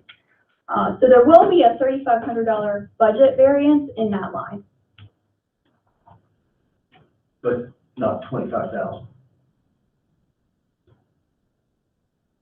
Well, it'll be 22. It'll be Right. 22.25 or something like that. Yeah. Instead of 20. 25, that's, 21,500. instead of 25. Right. In the previous year, we had 25 as well. Yes, That's why because 22. if you recall, the timing of when the decision was made, Right. we carved it out immediately. Right. And then it took a little bit of time for legal counsel to weigh in and for us to really understand the process of when that salary increase occurred. So the money was already carved out, and so we just rolled it forward from FY22 to FY23. So The accurate number would be 21.25 then. That's how much will be expensed out of that line.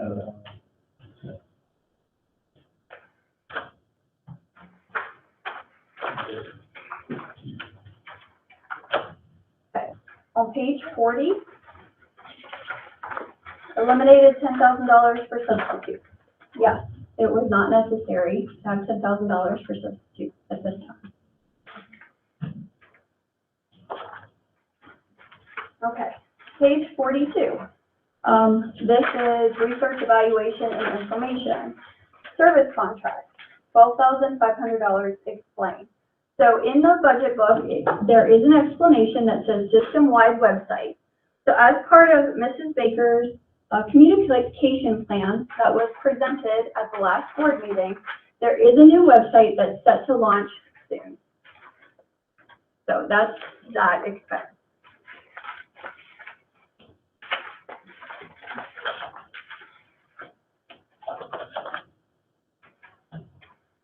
On page 45, which is human resources, increase in licensing fee explained.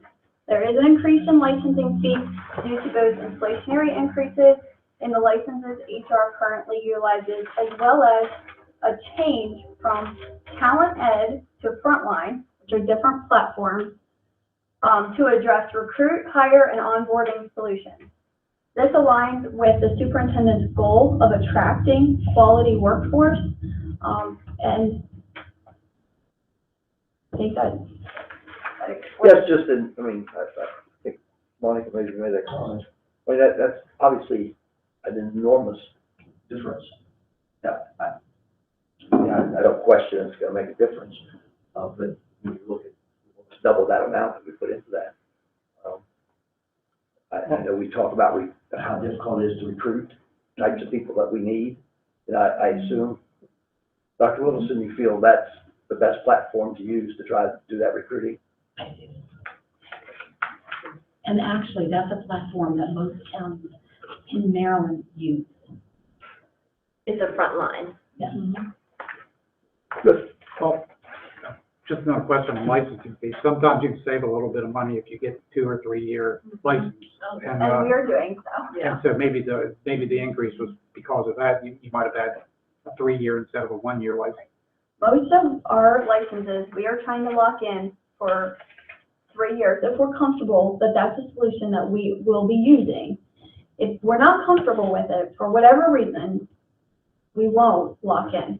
But they lock you into, all you're locking into is what your increase is going to be. They don't lock you into the same price year after year after year. So you may be looking at a 2% increase rather than a 5% increase year after year.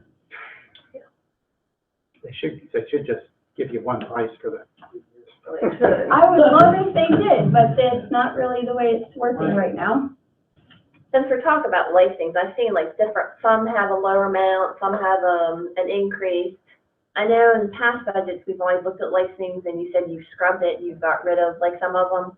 And I guess we refreshed everything and made sure if there's some that we was not using, we eliminated and made And that, changes. yes, and that's part of that budget cycle that we work with the stakeholders starting October 1st. And we work with teachers, principals, the lead team, the cabinet team, and we have an ongoing list that we scrub every single year and really reflect to make sure that it's what we need.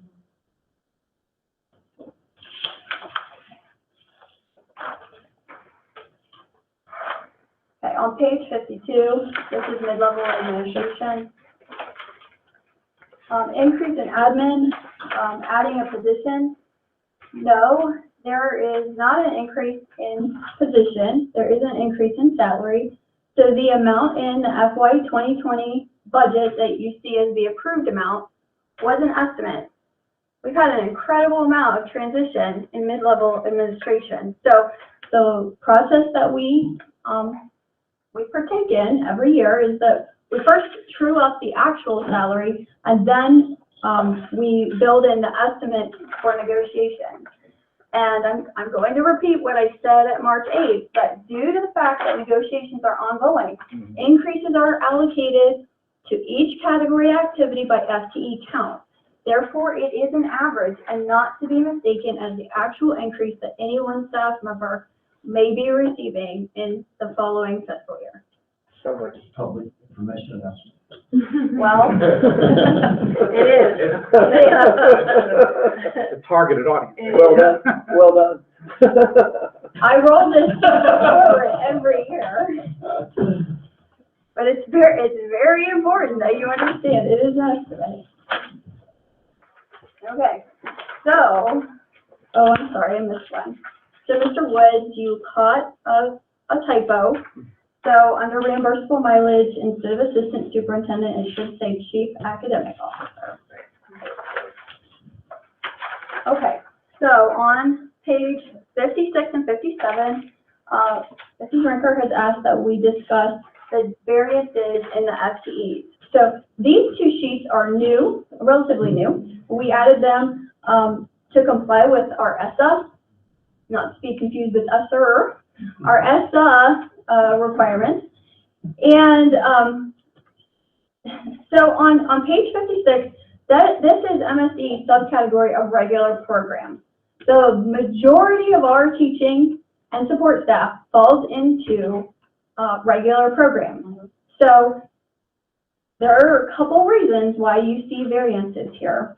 So in some cases, mostly at the secondary, the principals have the autonomy to have teachers teach different courses.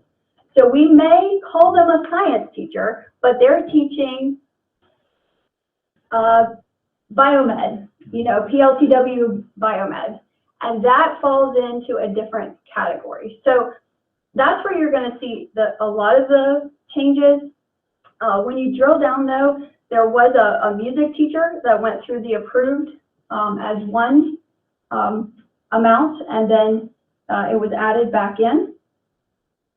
There are also variances due to enrollment, where changes in teachers are made as well. Those decisions usually occur in June, July, or August.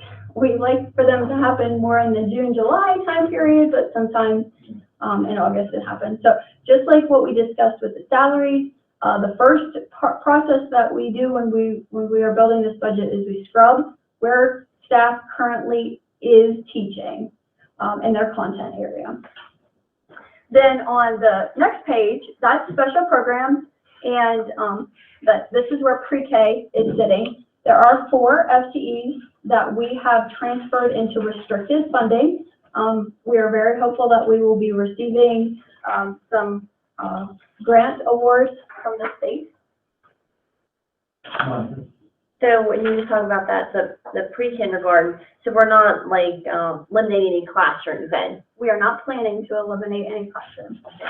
So you said hopefully a grant was submitted and we'll get funding, and you said it'll be through restricted funding or the BKs? Okay.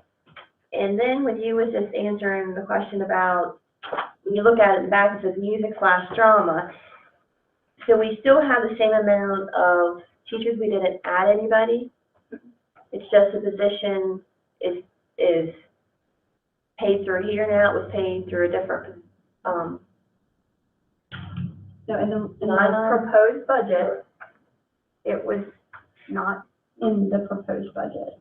okay. From last year's proposed budget, it was not included. The board decided they And wanted the to board- add that. Right. Okay, so that's what I'm saying. It was paid through another funding. No, No. it was No, it's paid just with the react. unrestricted.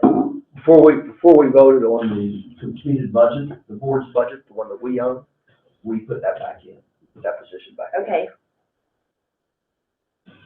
I was just making sure, because when you see one on there.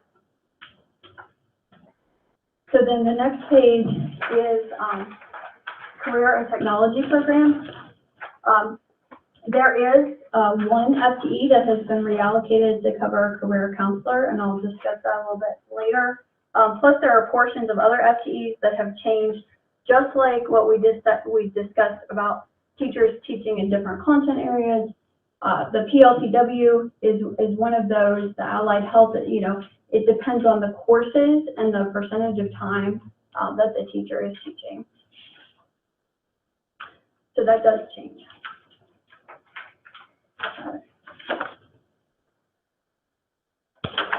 On page 59, this is the ESSA summary of gifted and talented programs.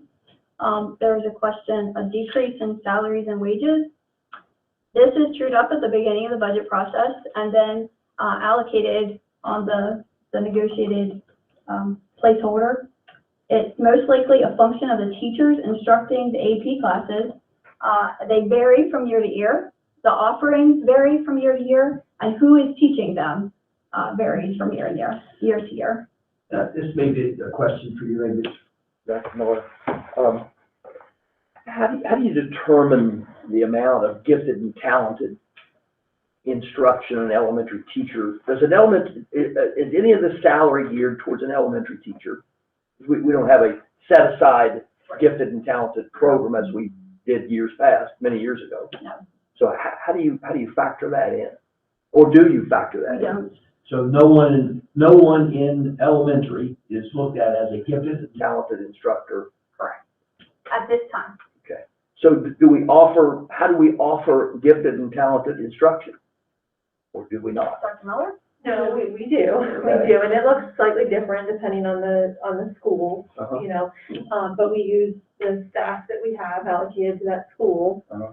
Someone in that school is delivering talented and gifted instruction, for the students. We are looking at some possibilities with some restricted funds going into next year. We're still working through the process of what that will look like, to allocate, to strengthen our program. We certainly meet the minimum qualifications of what we need to be able to do to deliver third, fourth, and fifth grades in the primary talent development in the K1 and 2. But we are looking to strengthen. Are those pull-out programs, or are they delivered They within? were in the situations that I have been involved in, so I would say yes, they're pull-out programs. There will be pull-out. Well, They as we strengthen, Right. yes, they're currently pull-out programs with our existing staff, Staff. but as we build it, it might look different. But we don't We don't allocate. indicate any of those teachers that we're pulling those out for gifted and talented as a part of our gifted and talented instruction salary. Is there a reason we don't?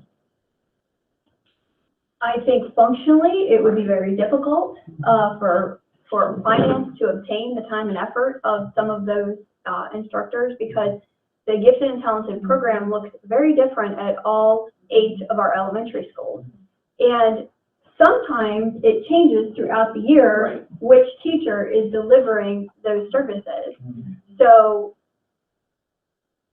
it gets down to a functional issue, I understand. you know, because we can only slice someone's salary 4 ways. Sure. And so, you know, a lot of times it's the academic intervention person that is delivering instruction. kind of like the, And it's not as, at the high school level, you have someone assigned Yeah, to an sure. AP class, and so like it's very black and white and cut and dry in a certain amount of time, and you can do a time and effort analysis. At the elementary school, I feel that it's much more fluid, that there's Saying it's a middle school, I mean, elementary, middle school. honor classes. Yeah, the honors classes, we do identify those. and we go off of their schedule. So they are identified. Yes, and so we can validate their time and effort. In elementary, without requiring them to do some sort of time and effort analysis. Sure. Yeah, I'm just wondering, because it's, you know, certainly a program that, it would be a program that it would be wonderful if money would allow that we enhance do a much greater job than we do. We did in the past. Oh, yeah, I can remember It when, was, and I'm old and our kids are old, but I can remember when our kids went through school, you know, it was a robust program, it was a very robust program. And I know money has taken lots of things out. And that's why we're looking at it through some of our restricted funding sources to try to elevate it. You know, certainly we'll have a sustainability issue in a couple of years that we're gonna have to make Sure. difficult decisions, but it is something that we are aware of. I do feel that we are meeting, you know, an appropriate, what we need to meet the letter of the law at the elementary level, but it certainly is something that could be enhanced as we move forward.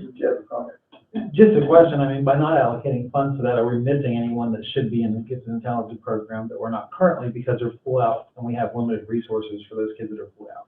We shouldn't be. There's a very structured, they do the COGAT assessment for the identification along with some other factors. Brooks Elliott would be the expert to talk with on this.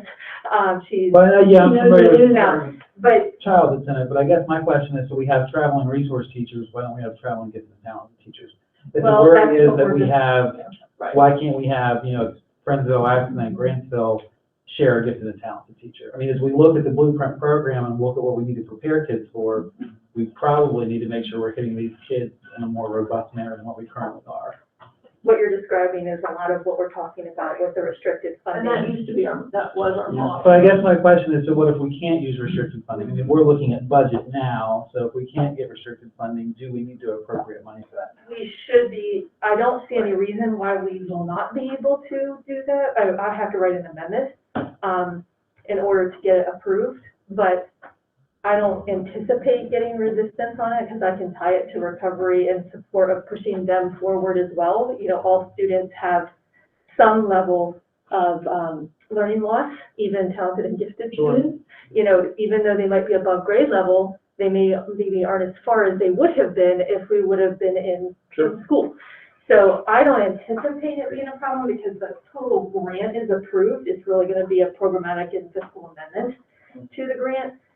So, it's not like a new grant that we would be writing. It would be something within a grant that we already have that we would look at. I guess what Jason's advocating for, if that grant is approved, would that be something that we could implement this year, a person, hire a It's position coming, what's being discussed. in gonna be FY important. '23? Right, yes, Yes, that's what it's Yeah, being. It'd be yeah, more not right now, I'm talking about September. Right, it'd be more than one, but yeah. Yeah. Yeah. And then going back to what you just, the end of the conversation was, the sustainability of that is going to be an operating. That's where that's when the conversation Sure. here is gonna need to happen and potentially difficult, decisions made at that point, based on where we're at. But we'll have 2 years of data to Sure. prove what those teachers were able to accomplish, and we have a program set up. So that gets to, the next question. Monica has one to Yeah. follow up on that. So I know what, by, MSD, you are obligated to have your gifted and talent program, correct? Okay? So I guess I look at it, we don't have like any full-time employee, and you explained why, but we have $679,344, allocated to this program. So it almost sounds like a source of principals discrepancy who, they would say would work with the, pull these out, or, so actually, it's always kind of a teacher's, sort of fits into their obligation, to their, not only obligation, but their job description. Part of their duties, absolutely. So then what are we doing with this money, like salary or wages? Are we adding it? I'm just kind of trying to figure it out. If we don't So have a what happens designated is person. It's just people that fall under that Help us category. find the people that might. Right. Like an AP teacher, Yeah. Middle and high school. Yeah. high school level. So it depends on how many courses they teach in a year. And then you just divide up their time, you're dividing up their salary. So we don't have them in a granular level with FTE here. So part of their salary would be coming from this, they're saying. So if a person taught, let's say there's 4 classes and they taught 2 of them as AP classes, half of their salary is going to be devoted to GT. The other half would just be instruction salary. So if they're a science teacher and they're teaching 2 AP science classes, their full FTE is sitting in science right now. Okay. Would you have to justify that split sometime? I mean, is there, We do, the MSE staffing reports, we do, okay, so yeah. okay.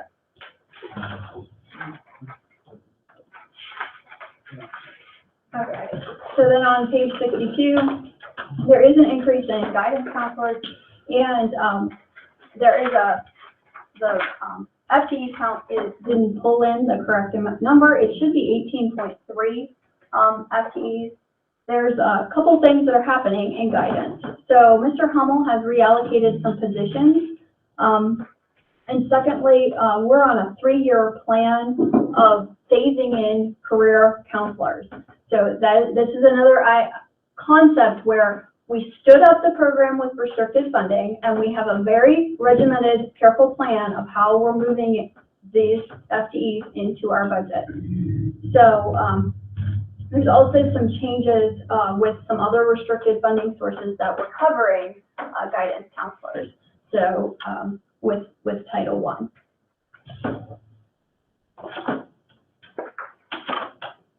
I have a question.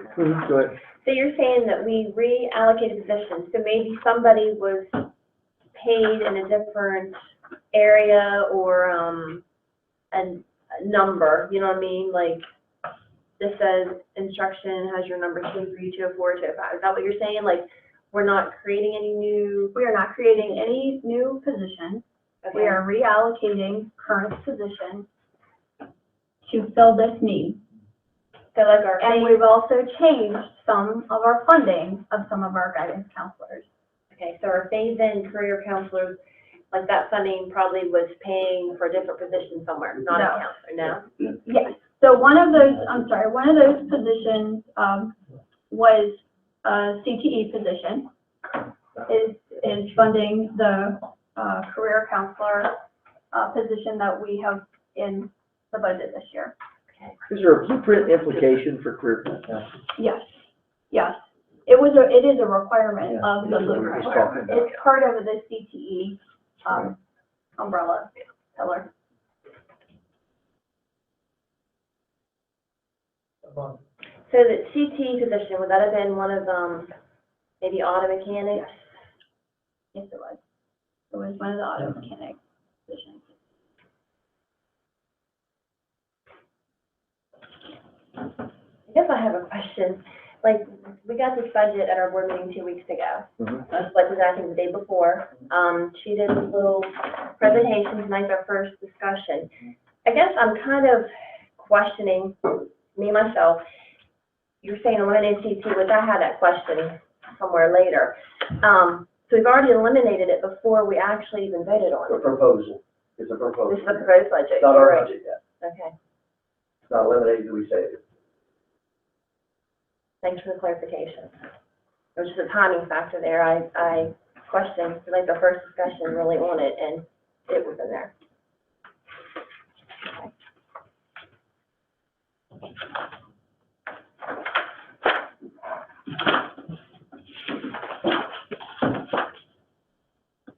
Okay, on page 72, this is media. Computer software, $2,900 disappeared from last year. I'm sorry, what you said, Ian. Computer software, $2,900 disappeared from last year. The amount for computer software was transferred to cover a portion of the CPAC contract with the college. So there were a couple of different reallocations that were made. I assure you there is not anything that we are not purchasing that media requested. You can see that we didn't spend anything in 21 under software, and we haven't spent anything in 22 under software. And when we scrubbed the licenses, there wasn't anything that would qualify for that line. When you refer to CPAC with college, you mean like our kids that take the dual enrollment to college online, or what is that? No, I'm talking about if you just go to the next page in 217, under music, drama, and theater, under miscellaneous, there's a $30,000 service with full contract for the CPAC. So, right, Okay, but you said CPAC, was it? Okay, performing arts. That was the agreement we made. Right, okay. Something like a mask. Well, yeah, okay. so we phased in a quarter of it. We cut that 6 months ago. On page 74, Mr. Woods had asked about the equipment under 5,000, if it would be better used in supplies for music. So the way, this is a placeholder for instruments. And so the directors work with the music teachers and the principals to identify the instrument needs for each fiscal year. So if an instrument is over $500, then it's coded to equipment under 500. If it's under $500, like a recorder, it's $8. It goes under supply and material. So the directors have the autonomy to move it up to supplies depending on the need. And you can see from the past spending history that some of it moves up, some of it doesn't. You know, and also you got to remember that sometimes they move money into this to pay for theater sets or sound systems or something a little bit bigger.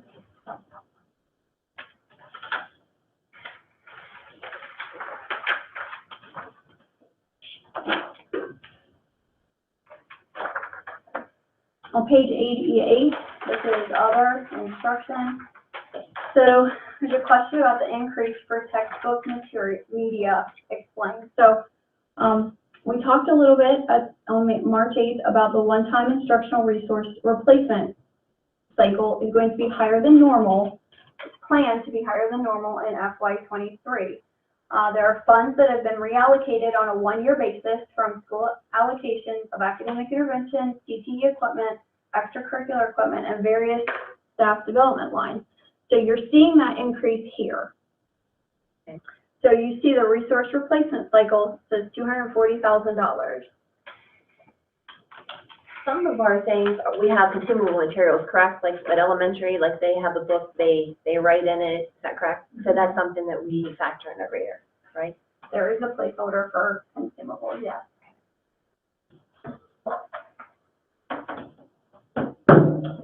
Okay, so there was also a question about stipends for teachers decreased. Explain. So there were funds that were reallocated from teacher stipends, that were part of the alternative ed program, that were reallocated up to teacher salaries to accommodate the requirement to pay national board certified teachers $10,000 above their regular salary each year. So, the 10,000, I thought it was 7. 7,000 is if they are teaching at, Teach improvement school. yeah. Well, we don't have any of those. Allison, can I ask a question on, College of Me? Do we do any type of survey or something that tells us what we're getting for that? You know, I know we take the kids to the college, but how do we identify that we're getting a bang for our buck there? How do we know? What do we do?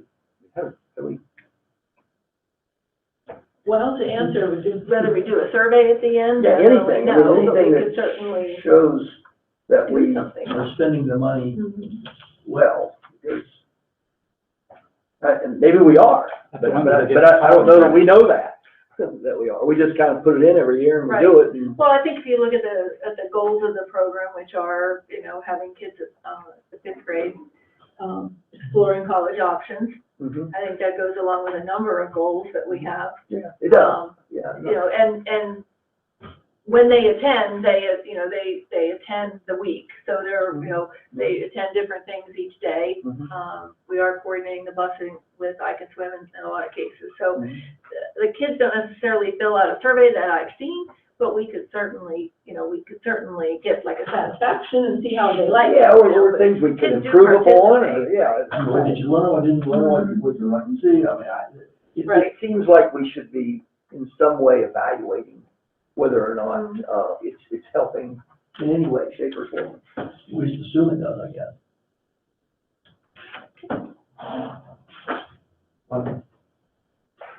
You explained, the less money, the stipends for teachers, but I guess what I want to know is, was that like money that the principals had autonomy to use at their schools for different things, or, so what are we losing? That was a placeholder for alternative ed programs.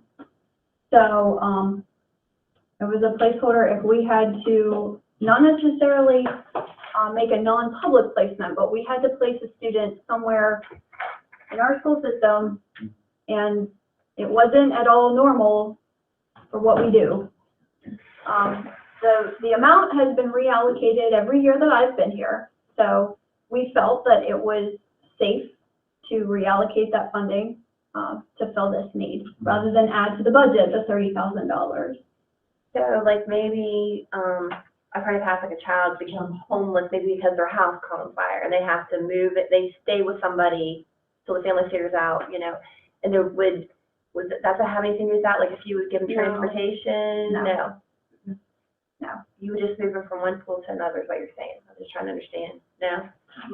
This is a very extreme circumstance with a very specific student that for whatever reason cannot be in the regular setting of Broadford Elementary, and they can't be at York Glades and they can't be at Crullen, so they have to be at a very specific other place, but we don't have a non-public placement for them. Okay. So you're moving to a different building, but not in the county? No, it would be in the county. So in the county. Okay, I'm just trying to. But there may we haven't had an instance Right. like this Okay, well, I was just trying to. since I've been here. Okay. Now, Dr. Lauber could talk about an instance or two in which we did spend the money. But Mr. Hummel and Dr. Mangus and I didn't feel that this was a high allocation, and the probability of using it for this purpose was low. If it happens, And it is, right. if it happens, then we'll back up. Exactly. And we pivot, which is what we do with the budget all the time, so. So what if you have a child that really needs to be out of the school, needs to be, placed in another facility that's not really a school, our school system? Do you have a placeholder for paying for that? Non-public. Yeah, no public. Yeah. Like Salem. In the back.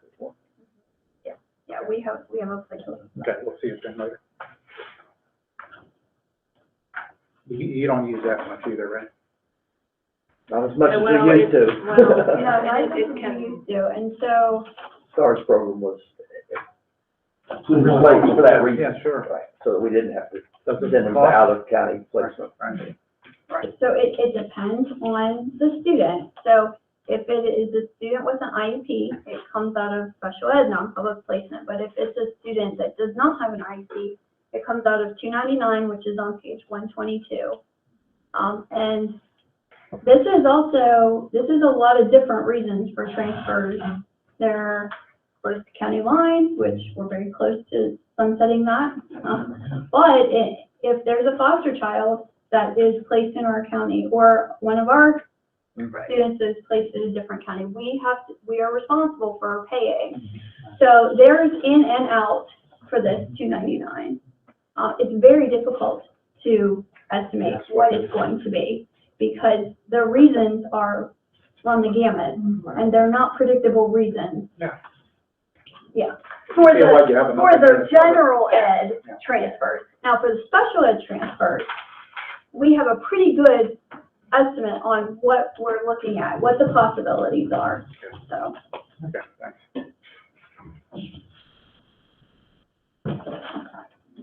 So on page 92, this is academic intervention. And the change here is because we talked about those one-time instructional resources that we are purchasing. So we did reallocate the school allocation of academic intervention for FY23 only to accommodate those needs. We are confident that our ARP ESSER funding and other restricted awards will provide the academic intervention that our students deserve and require.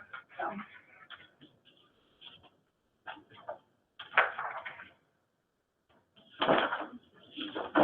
Okay. On page 96, the stipend amount for teachers was reallocated to cover a portion of the contractual increases for teachers. That includes educational increases, changes from SP to AP. It's not a negotiated salary increase, it's in their contract. So the teacher or the staff member has done something to receive an increase in salary. So there's also now a teacher that has been shifted from restricted into unrestricted due to the blueprint requirements. So we are required to show that we're spending these unrestricted funding on our non-English learners. Which we were doing it before, but it was in restricted, so that's why you're seeing a change.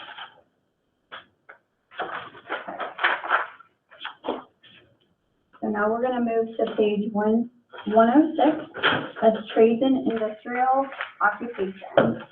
So equipment is less by $15,000, explained. And Mr. Edwards chose to reallocate on a one-year basis to cover the one-time instructional resources. So this $15,000 was transferred to 229 for this year. The next page is co-curricular activities, and that's the same thing. So under equipment, $10,000 is less, explained. So Mr. Edwards chose to reallocate to cover the one-time instructional resources that are in 229.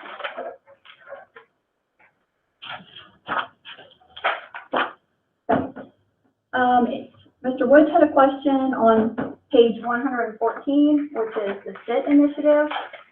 All of the funds in the SIT initiative activity are up to the autonomy of the principal. They all sit in the school allocation. So the principals have obviously made a change in how they budgeted their amount of money.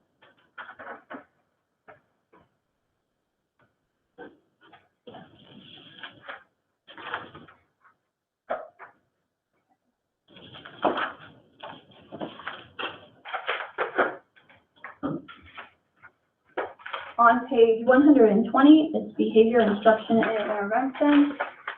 What are the consultants that we are paying $5,131? So this is a placeholder. It's a lot like what we were talking about the alternative education idea. So this is a placeholder in the event that there is a student or a situation in which GCPS requires further consultation to develop behavior plans or strategies. The consultant could be different depending upon the situation. So we have no contract with the We do consultant? not have a contract. No. That's my question. Actually, it's reason I asked the question. I'm sorry, No, it's all right. I didn't ask that. That was the reason I was asking. we do not have a contract. It's a placeholder. And you can see that in FY21, we did not use that Right. funding. So FY21 was very different in a lot of ways, but Different.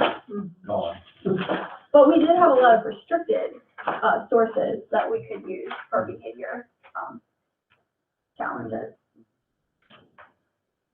Okay, so on page 132, this brings us back to that transfers discussion that we had.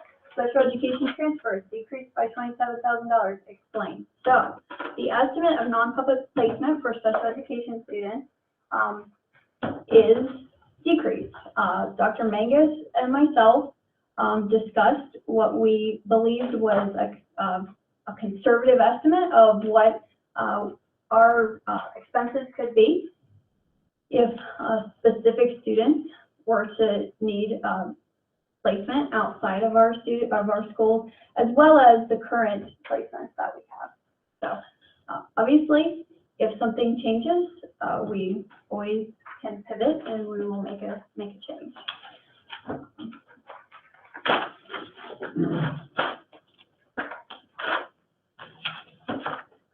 Okay, on page 140, this is pupil services.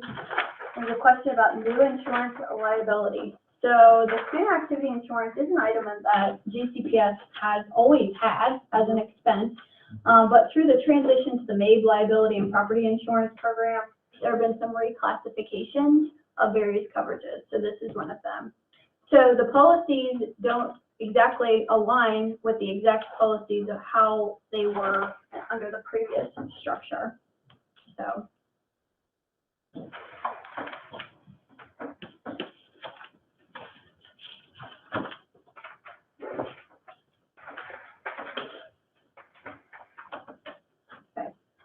On page 148, this is pupil transportation. There's a concern about the amount of money under field trips.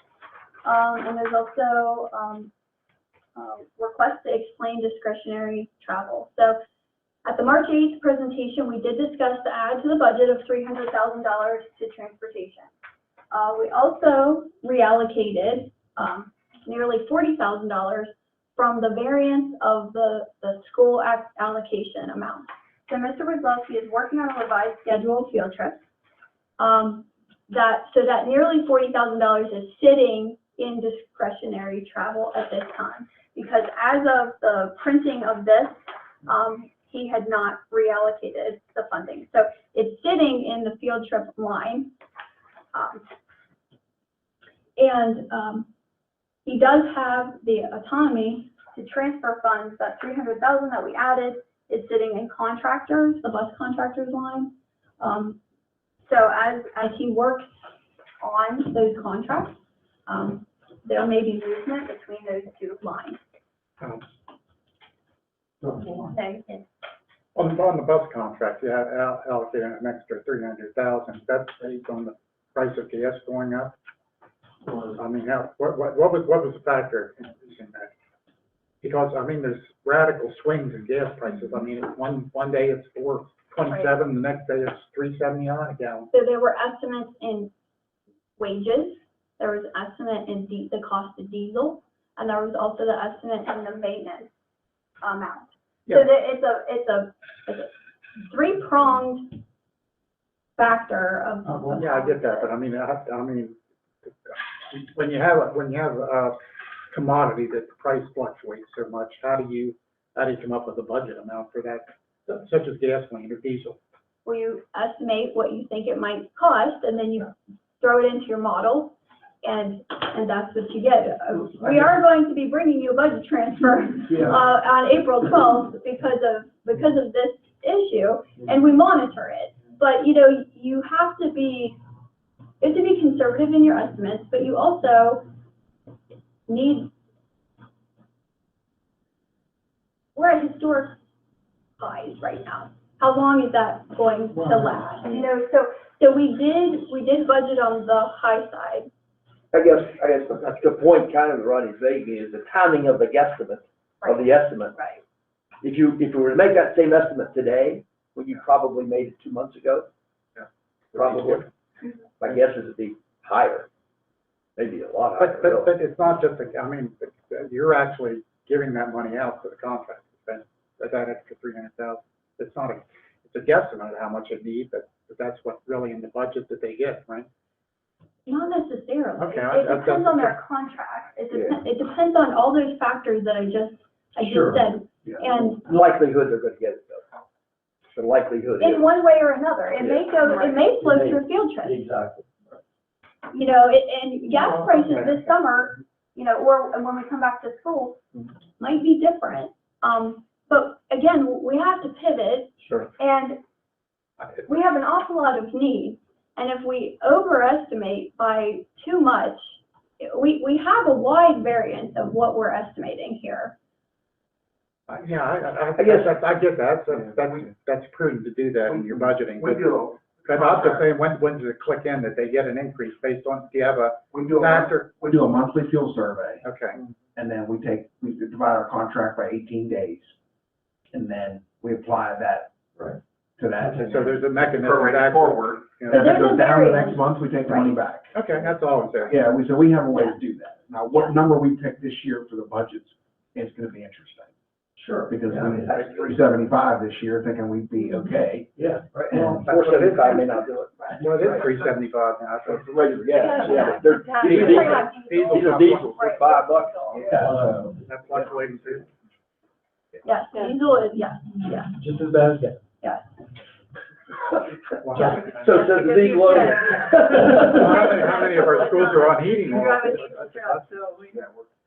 Yeah, I guess the overall concern that all of us have is at some point in time, we're gonna have to pivot, we may have to pivot a lot of money to make sure that the spring things that we normally do, we have money to do them. Yeah, you know. You don't all of a sudden say, no more field trips, right money. So, and I know in the back of your mind, knowing how you operate, you know where. I can do this with that and this with that, make that work. Sure. But that's still always the, concern. As a principal and as an athletic director, I always had that concern. Somebody, am I getting a call from somebody that says, cancel this? When it's my job to make sure that that doesn't happen. Right. And we know that. We appreciate it. And we, well, and we. We know who to call. As Rick said, though, we monitor it monthly, and we, you know, Sure. we wouldn't be looking at it in May, we would be looking at it way before. Oh, You know, we had to make it and I know we all understand this. And we are in a much better place with the timeliness of our contractors turning in their field trip invoices. So we have a much better idea. We're not having a contractor bring, you know, $25,000 or $30,000 worth of expense to us that we were not quite anticipating. So they're doing really well. They're doing great. And we thank And yeah, we really appreciate it because it helps us pivot and not compromise these opportunities. So. The consultants, what was that about? Under transportation? $4,000 for consultants. that's, we pay the cameras, bus cameras. Yeah. For the videos, Well, it's under the Consultant, category. they've been putting that there. Right. I'm not sure. There's 501. Yeah, we pay it through that. So, Always paid the Angel Tracks bus videos through Yeah. that consultant line. I'm not it's a contracted service. sure why that's been that way. Yeah, I Okay, yeah. understand what you're saying. Probably Set up that way. something else. Well, because Angel Tracks goes through consultants and then the service track, the service contract is your, routing software. Yes. Okay. So probably Mr. Fink decided that that's how he wanted it, and we have thought that he was immensely wise, and we have. Name from the past. We might We still talk look at a new name, or look at a new. talk fondly. Oh, yeah, sure. I'm sure you had a rationale for it. Monica? The discretionary travel, and that's under field trips, is that for like field trips that might not be listed, that might come up? Is that to cover, the price of fuel goes down? Yeah, and I'm gonna adjust the rates, once we kind of land on some fuel costs for each one of those trips. And I have to add PAC into that group also. The buses to take the students to and from The Performing Arts Center. Performing Arts Center. So That'll be it's really part just of a that. placeholder. We just put the full amount that was reallocated right there. And then he will, within those allocation numbers, rework Adjust it. that. Okay, and then what else is about the bus contractors is a threefold. You said wages, maintenance, and diesel. So I guess, diesel is no control of ours, it's just how it Right. goes. And you We have said, to budget accordingly. right. So, salaries, wages are negotiated, and I guess theirs are too then? Well, with maintenance, I always look at the consumer price index as a way, we don't follow that specific, but I kind of look at that, and I think everybody kind of understands where that is right now. So when working with the contractors, I think there's gonna be an expectation that in the maintenance part of the contract, that there's some sort of increase. Now, can we go as high as the 7-some for the CPI? Again, I'll have to budget model that out. And also with the wages, we just kind of look at, what school system employees get, I think has always kind of been a baseline. Make sure we at least match that. But there's also some other pressures around the state with bus contractors and shortage of drivers. So we're trying to keep up with some of the, to keep competitive in those regards also. We're trying to balance all that together and use that money to kind of come up with a good agreement with the contractors to kind of satisfy all those needs. It's like the substitutes for school, there's a shortage of, bus contractor substitutes. Yes, yes. This is the, Allison, the second year of our CPAC contract. Yes. So the first The year. three-year contract. Every year, I think it's No, longer I than think, 3 years. I did that, but I thought it Yeah. was 3 years. We promised 3 years we could do it. We can look it up and we will definitely get back to you on that one. It seems to me like, I'm not going to talk about my own stuff. Well, we negotiated it with she I was on that team. I thought it was for 3 years. I have the paperwork at home, I can look. We have it, we'll find it.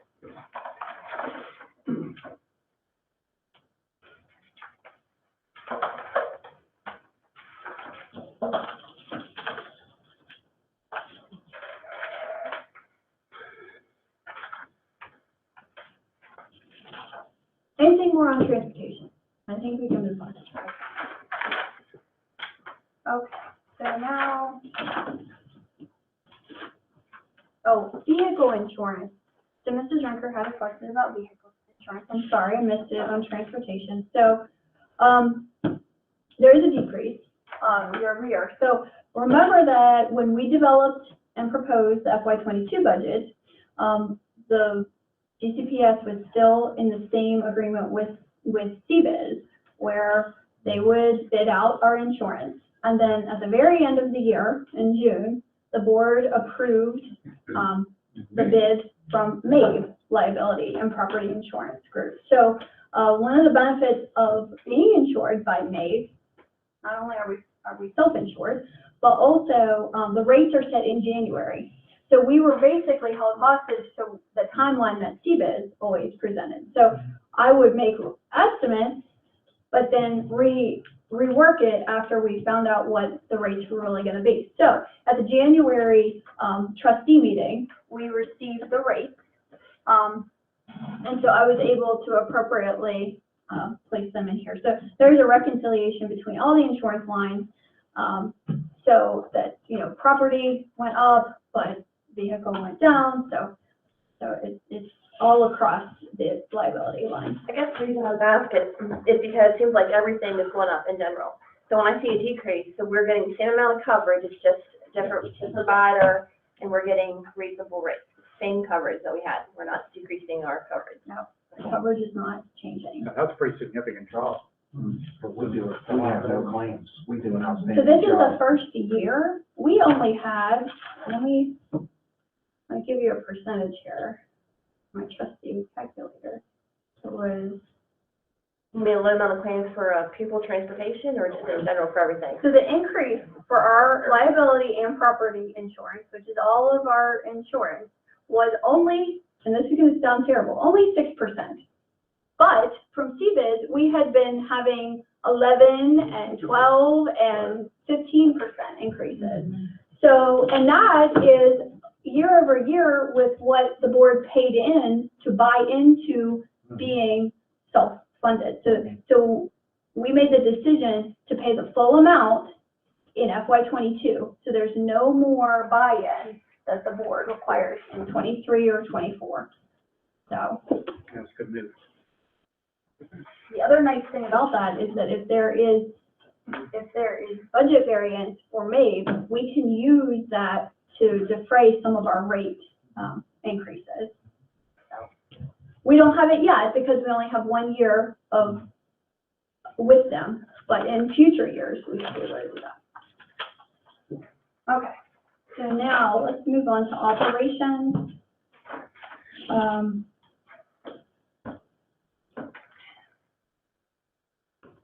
So,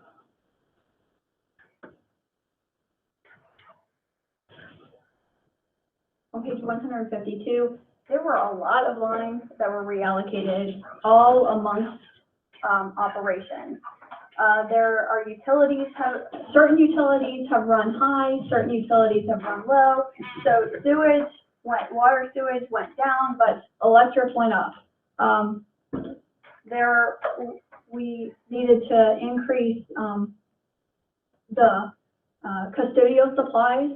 That was part of where equipment funding went up to custodial supplies.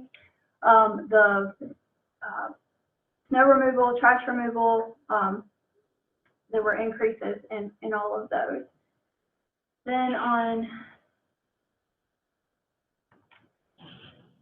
Under custodial supplies, would that be like the cleaners that we're using and different things to increase it? I mean, I know there's a price increase like in toilet paper and that kind of stuff, but Yeah.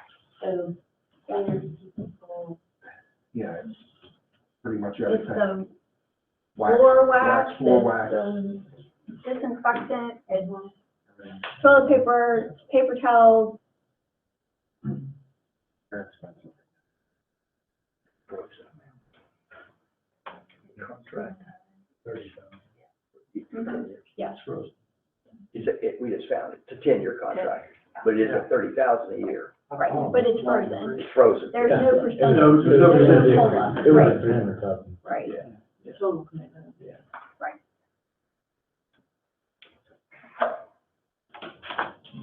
and I guess on that, what you're saying, 152, I had one here, like it seemed like in more than one category for gas, oil and tires, and it says right there, tractors at schools, we've decreased that. Or, so we have what we need, is that why we decreased it? We're not like, not getting something we don't need? We're doing okay, yeah. This is just like the plot, like the parts, not the labor, but it's just the parts that you need to maintain the Yes, tractor. gas, oil. Right, so it's not it's not a new tractor. Oh, yeah, I knew that. I just said Okay. it was a decrease. Because we had, 16,000 last year, we're down to 8,000. So I just wanted to make sure that we was still we're doing what we need to do. Well, and remember, we've done a refresh of our tractors. So the overall age of our tractors is much newer than it had been in the past. I know in the past, talking about the tractors, I believe at Broadford, one area we didn't know, like down the bank, a couple of years ago, are we going to know everything again? Are we still knowing everything that we seriously did? I think it was like near the soccer field or something. There was an area, remember? Yeah. I don't recall. Okay. Phone, everything. So there was a question about gas, oil, and tires. So anything that's not a tractor, not student transportation needs, MSDE has presented revised guidance that gas, oil, and tires for system needs vehicles should be coded to maintenance, which is 700. So there was some change there. On page 160, that's 604, safety and security. Why a decrease of $6,700 for liability insurance? So this is part of that reconciliation with the liability insurance coverages in all areas. There's also a question about new category, build, ground repair, explain. So this is the contracted service to support our security vestibules, our camera systems, our security systems in general. So if there's a problem or a repair or any reprogramming, and our IT department can't handle it, then that's there.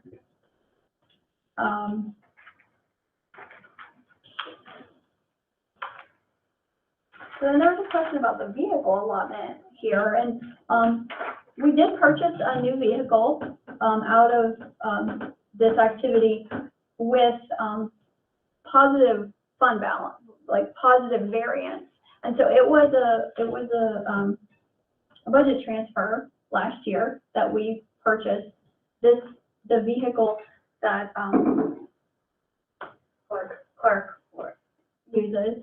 And outfitted it with all the appropriate things, yes, and radios.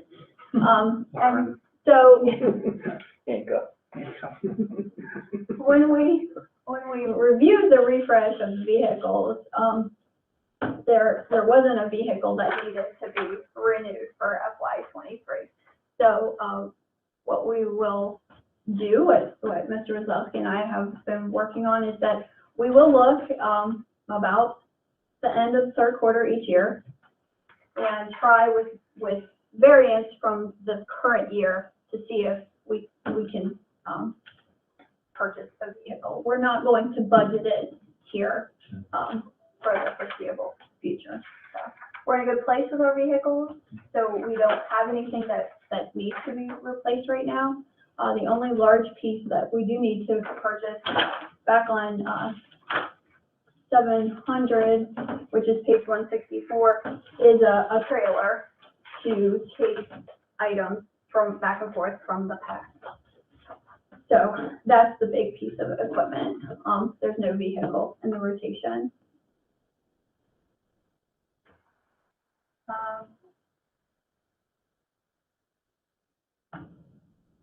So then I think the last question we have is back with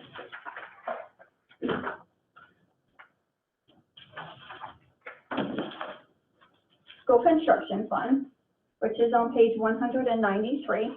So there is a question on clarification of this new project that's called high school gymnasium bleacher replacement. So Senator Edwards and Delegate Beitzel placed language in legislation, the current legislative session, that through the state capital grant program, there would be a full replacement of the gymnasium bleachers at both Northern High and Southern High School. So this is a new project. It would get a new project number, and that is the state capital grant funding that our legislators put in on behalf of us. That's gonna cover it, what they put in? Is that 300? 300. The bleachers, yes. That's what he said. I've heard this story before.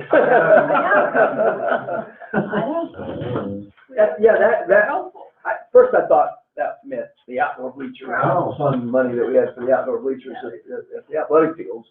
And then I thought, well, why would they say that? So that's really great. I mean, it was news to me that we've got that. One of those, I got it today, I need it by this afternoon so we can get the money. That's fine. We can always accommodate money. That's great. Yeah. Wow. Yeah, both, I can't speak for Northerns, but Southerns has been there for, 30 years. More than that. We are, the inspections are. I know you're doing we're that. passing It's in inspection. the The 80s. same as whenever I was. Yeah. So it was in the 80s. It's put in the 80s. Mr. Morris was assistant superintendent of schools when we did it. So I know it was in the early 80s. It's been 30, 31, 32 years. The motors have been replaced, the electrical Yeah, stuff has been The inspectors replaced. are telling us it's time. Oh, it's, They're at their end of the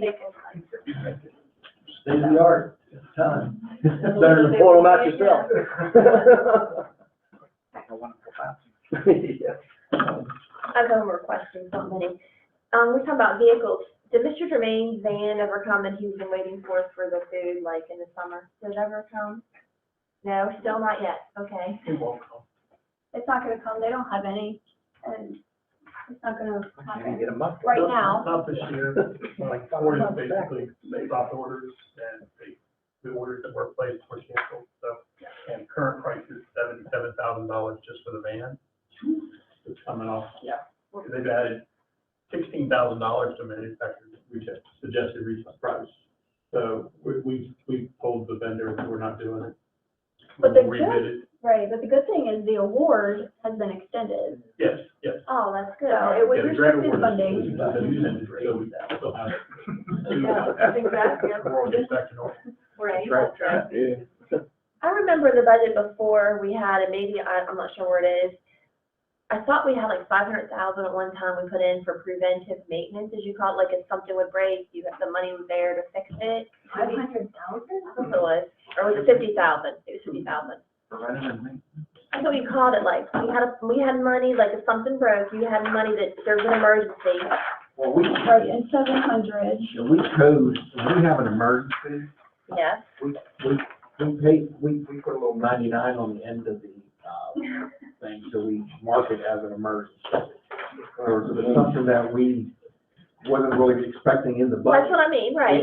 We do track, so at the end of the year, we can tell everything that we, And that's a true emergency. yeah. There's not really an amount for a true emergency. We do have unplanned repairs, and that's 125,000. It's on page 164. And that is driven by work orders.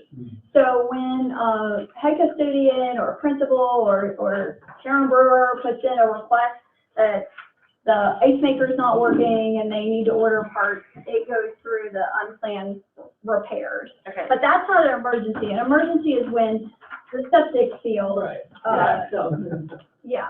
Well, I was thinking that was the word that we used, that we had some money that if something comes that wasn't planned, it could be emergency, that you had something there you could try to repair it. Yeah, so we have varying degrees of unplannedness. And the emergency ones are usually the ones that you know about because we have a budget transfer of some sort. Now, for the upkeep of our turf fields, is there like allotment to take care of them, or is it just, there's not really an allotment for it? I wasn't thinking about that. It's mainly just within our maintenance staff and the labor, because we purchased, the equipment came with the fields for the upkeep. And, so it's just labor hours through maintenance or school staff to take care of that. Has there, to piggyback on that question, Has there been thought to building into the budget? a fund, a replacement fund? Thinking fun. Yes. Because you I know. thought about it. Well, you know, it's 7 to 10 years. You're gonna have that. I mean, that's gonna be a sizable amount of money. Yeah. So it might be something we think about each year, putting $30,000 away, $40,000 away each year, so that when it does come, whomever is sitting in all these seats isn't looking at $1 million all of a sudden to come up with. Right. Replace that. Can I ask you an ESSER question? ESSA or ESSER? Yes, sir. Okay. Yes, sir. Yeah, I know what you mean. ESSER, yes, ESSER question.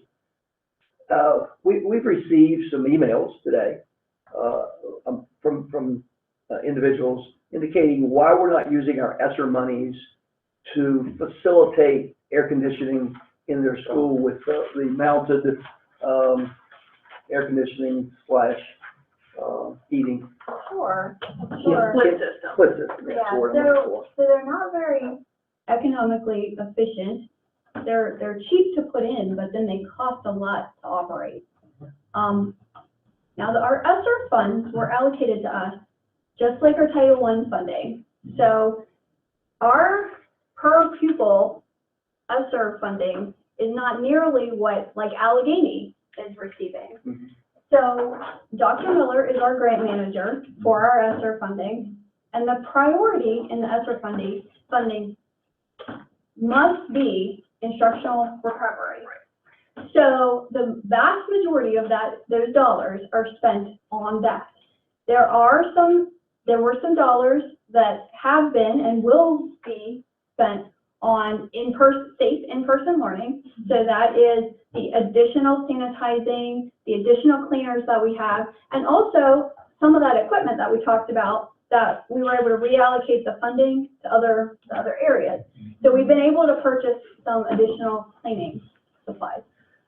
We did place an allocation for air conditioning for 2 smaller schools with the same kind of system that you're discussing. However, we've been working very closely with Brett, that you all met this evening, on how to really accelerate our air conditioning goal in Garrett County. And the best way that we see to be able to do that, achieve that, is through the Healthy Schools Plan. And so we are working right now with Brett on what our FY23 submissions will be. So, you know, when you looked at the superintendent's goals for this budget, having air conditioning in every building is one of her goals. So we are working on that. It's just that the ESSER funds are really for instructional recovery. We did use some funds for air quality, but we really believe that the Healthy Schools funding is going to be our best way to get air conditioning in the rest of all of the rest of our schools. And if you saw his presentation, it did say that they look at your buildings based on if they have any air conditioning first. So what we were trying to do is look at what was a slam dunk. And Yacht Blades and Northern High were slam dunks because of the percentage of space that was currently air conditioned. Now, when we go to them with like a Southern High School, you know, when they look at our other buildings, that's one of the next ones. Yeah. You know, so that's what we're working on. That's what we've been tasked by Mrs. Baker to do. Open space and air conditioning are the things that we are working with Brett. We had a very good conversation about it, and the fact that our schools were built without air conditioning, and as Mrs. Schweitzer said, ways that we can start working towards getting all buildings. It is a slow process, but I do think that is one area that they're willing to work with us and help us find some funding to do. It was a priority a couple of years ago, and a lot of districts already had it. But we are working towards it. Yeah. Obviously, the question was sent to us as to why not. Well, if I could add, specifically, why do we put units in the larger buildings? And even to that cost of ownership. Yeah, sure. Right. So when you can put a full system in and the 30-year life versus the split systems, you can just imagine the efficiencies you'll gain from a larger system versus that. Sure. So that's really kind of way that. And the smaller applications of schools, you know, we can kind of make it work, but I think in the bigger schools, we need to look at the larger. Well, and certainly being 100% transparent, you have to look at the overall system, our overall system, and how it will change over the next whatever years, how that system's going to change. Because obviously, what other work is happening at that building at the same time? Sure. You know, so that's why we're trying to strategically hit it as quickly as possible, because of the 90-10 split in FY23 and 24. We know we're locked in, and if we get those projects approved in those years, then even if it changes in FY25 and we're still working on construction, they still honor that. Well, it's great to hear too that there's that 5% cap that they put in there, that if it does change, it would only change 85%. Right. Yes. Which is a great thing to know. Sure about that. Well, and to address that also, you know, if you look at the project that you said as a whole, the boiler replacement at Northern High School, it did move up in priority, and as she said, while we are, typically what we've done, if we have big systems like that that we're working on, then we also, it's much more cost efficient to do the air conditioning at the same time, while we have all the systems open. Well, that's what we did. And that's why Northern is. That's why when the yeah, Southern Sim was done, yeah, we're already doing that work exactly, anyway. Yeah, So precisely. why not go ahead and finish Yeah. all the work? But remember, when we did that, we were at 50/50 split. Oh, I don't Right. remember. Yeah. Yeah. And the No, board's fund balance paid for that. Yeah. Well, hindsight's 100%. It says. Only nice. So what he's talking about, you just said, the air conditioning at Northern High in Yoplait, is that in fiscal year 2022 or fiscal year 2023? What was it? It's already been awarded. Right. But we have it in our budget for FY '23. He's getting ready to submit the RFP, right? And we don't believe the work will happen much in June. You know, there may be like a 5% amount done in June, but it's likely that the majority of the work happens from 7/1 on, which is fiscal year '23. So then, when you said it looks like maybe Southern High might be next on the list, so that you're looking at possibly fiscal year 2024. Yeah, Not this summer, next summer. Or, Possibly. possibly, yeah. Possibly. Yeah, possibly. But yes, and it's not just what they want to give us. You heard how Brett says they do it. They go through the priorities in the list, and when the money's all gone, the money's all gone. So, you know, and unfortunately for us, air conditioning isn't one of the top priorities anymore, because now roofs are the hot topic that Baltimore City and Baltimore County and Montgomery, and all the big guys need. So they've changed the order. Yeah. Yeah. Understandable. Right. I do have a few more budget Go ahead, questions. sure, that's what we're here. Okay. One of my concerns is I was saying how it seems like everything costs more money now than what it did a year ago. We have no control, and it's just how it is. Well, look at general supplies. Like, here's one, environmental, agriculture, natural resources. $300 less in general supplies. Health gym supplies, $465 less. Art, $425 less. Office of Principal, most of the school allotment, $3,533. But I mean, there's several areas we have decreased the money we're given for general supplies. I mean, I know you got to do some cuts. That bothers me because it seemed like they didn't have a large amount to begin with. Things are costing more. We're giving less money, so they're going to have not as much. I mean, because right there costs $14,280, and I'm sure I didn't get every. Well, so item. there's a couple things. Some of those items that you're listing are up to the autonomy of the principal.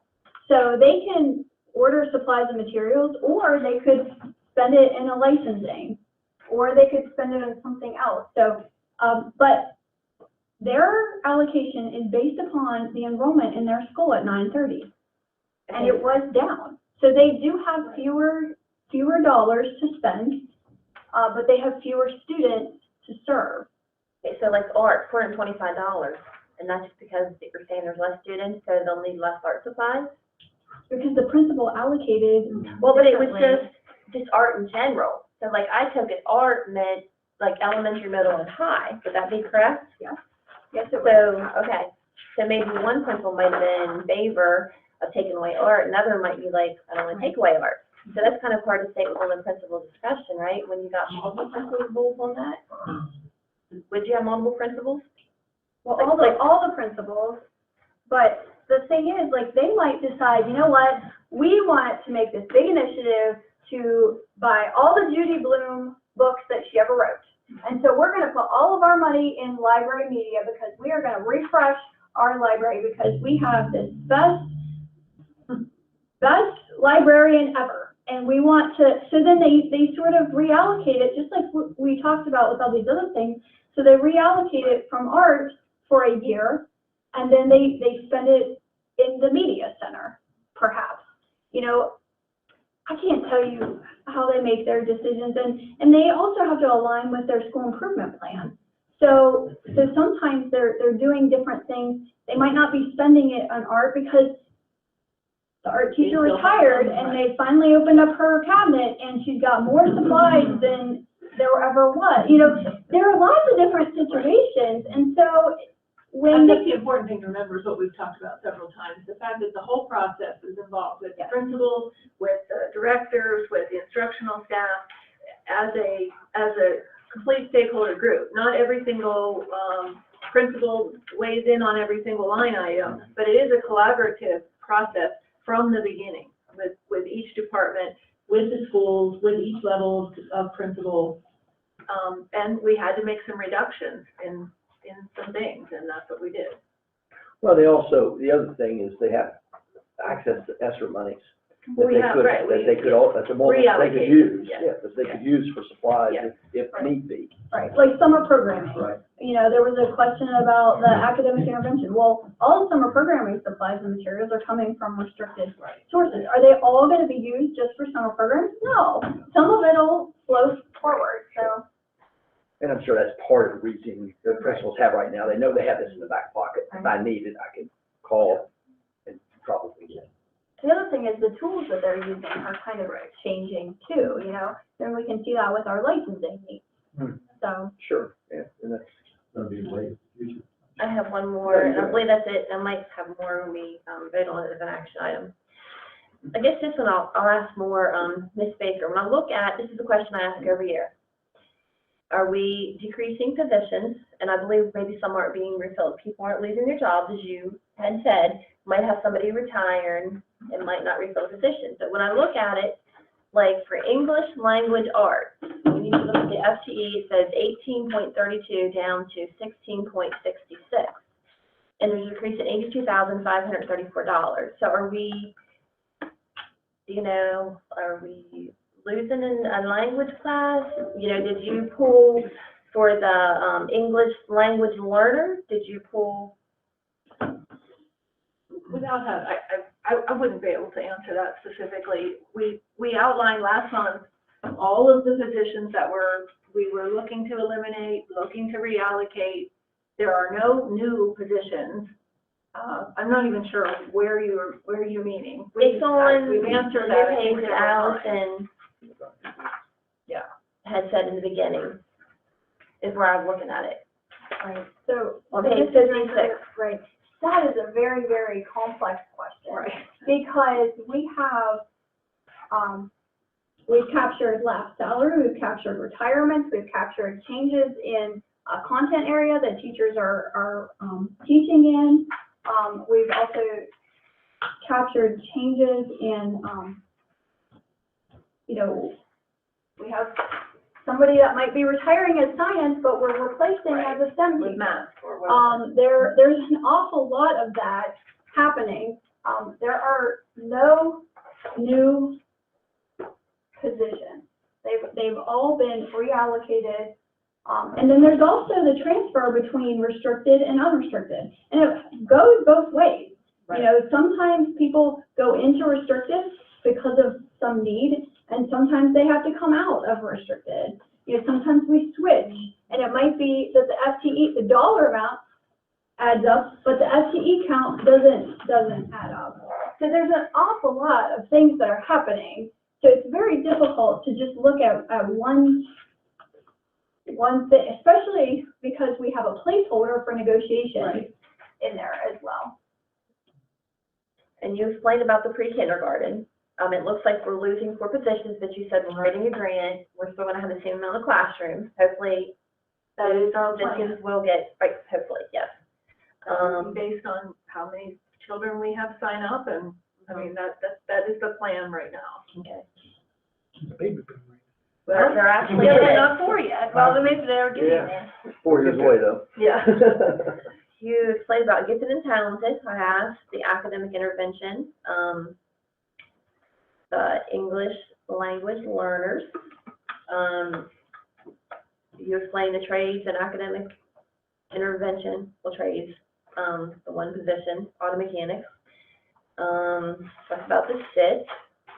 I asked about the music, and you explained how it was from last year, we've taken off, it was put back in. The guidance, you explained that, where we'll have the career, what word you used? Career counselor. Yes. Will be one at southern end and one at northern end? Is that There what are, the there right? are. Okay, They've already been hired. okay. And special ed, that just, it goes by the amount of students that we have, correct? The funding for that, that's something we really can control.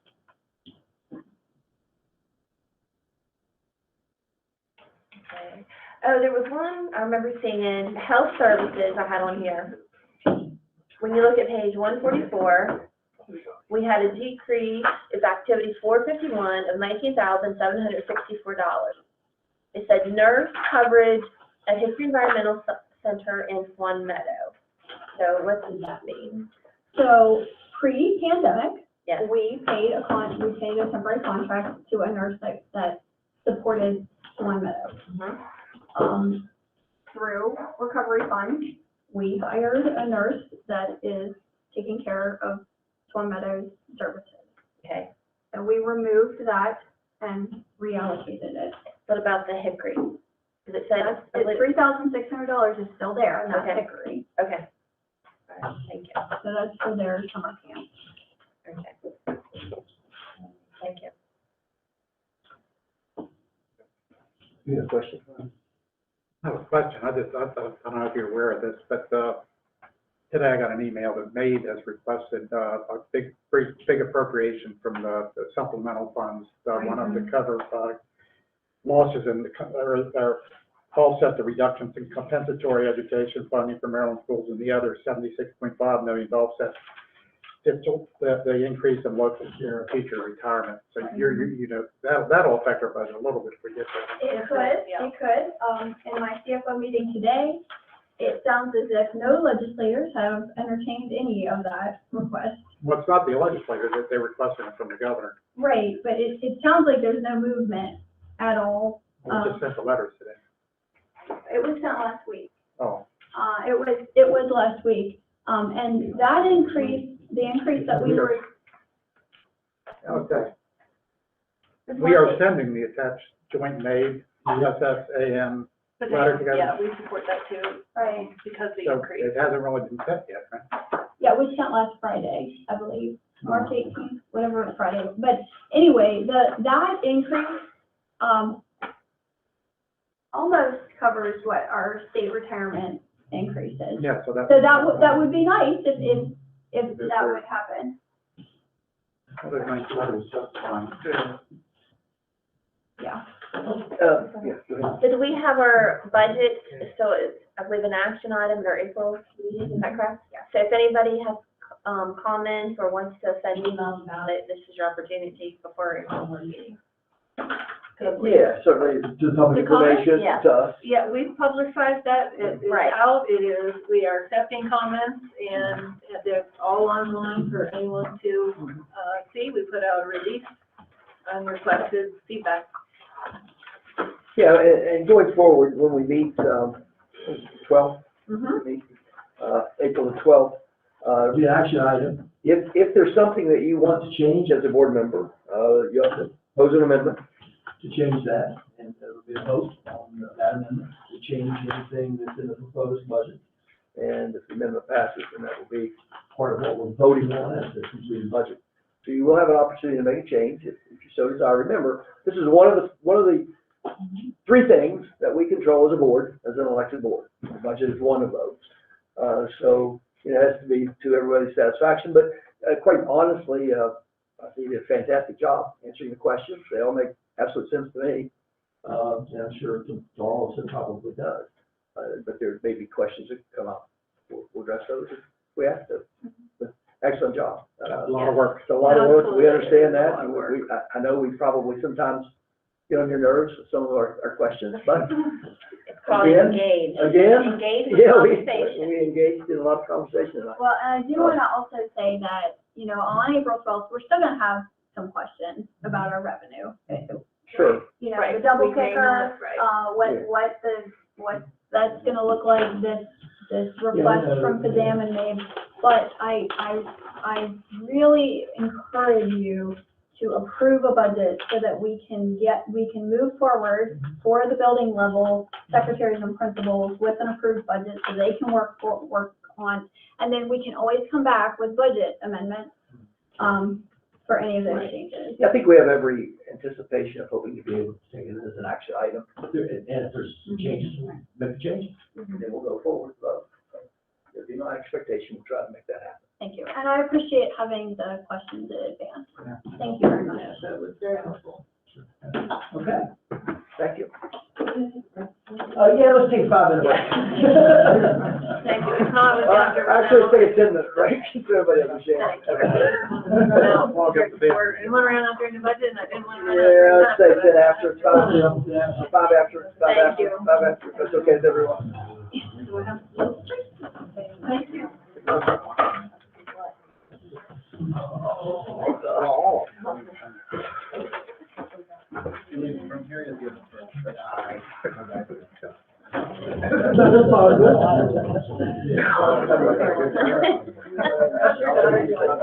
And my girls are on my son's school. Yeah, like, this is my plan to do it. Yeah.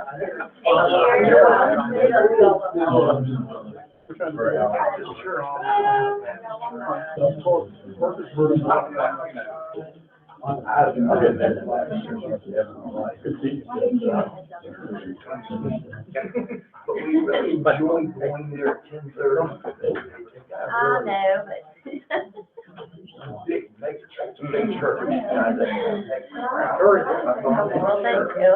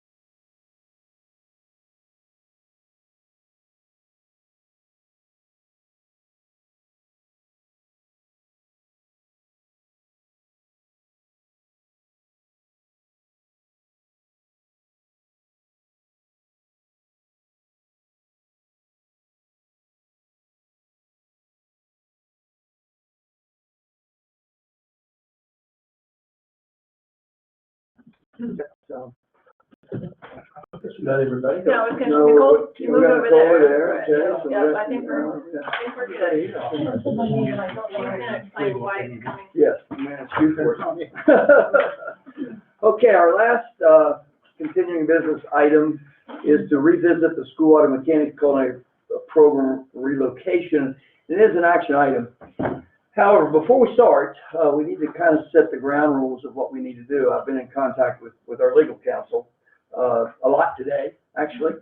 And he is, instructing me how to lead through this. Since you have a presentation that we're going to want to ask questions about and have discussion, then this board would have to, in essence, make a motion and a second to rescind the decision that was made on the 8th of March for discussion's purposes. And then, of course, we could vote on that or see how that goes. But we would need that motion and a second in order to have this discussion. Would that be temporarily rescinded or still? It's not rescinded until we take the final vote. It's just a motion and a second to revisit it. Rescinding that. It's not, will never be rescinded until we took a vote to rescind it. So we're gonna do, okay, I got you. But we can do the presentation. Yeah. Once we get a motion and a second. Oh, okay. We cannot have discussion on something until we decide what our intentions are. Talking about, okay. Okay, so is there a motion to rescind the, decision made by this board on March the 8th concerning culinary arts and, auto mechanics?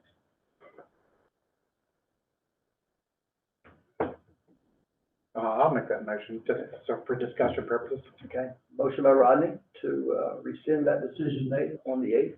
Is there a second? Am I allowed to? Sure, yes, you're I allowed need to. a second. We Okay. have discussion. Second by Monica.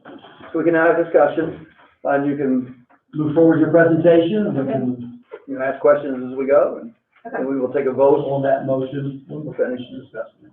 Wonderful. So, as you all know, Mr. Edwards has traditionally been the one sitting here, presenting to you, and I know he would preferentially like to be here tonight.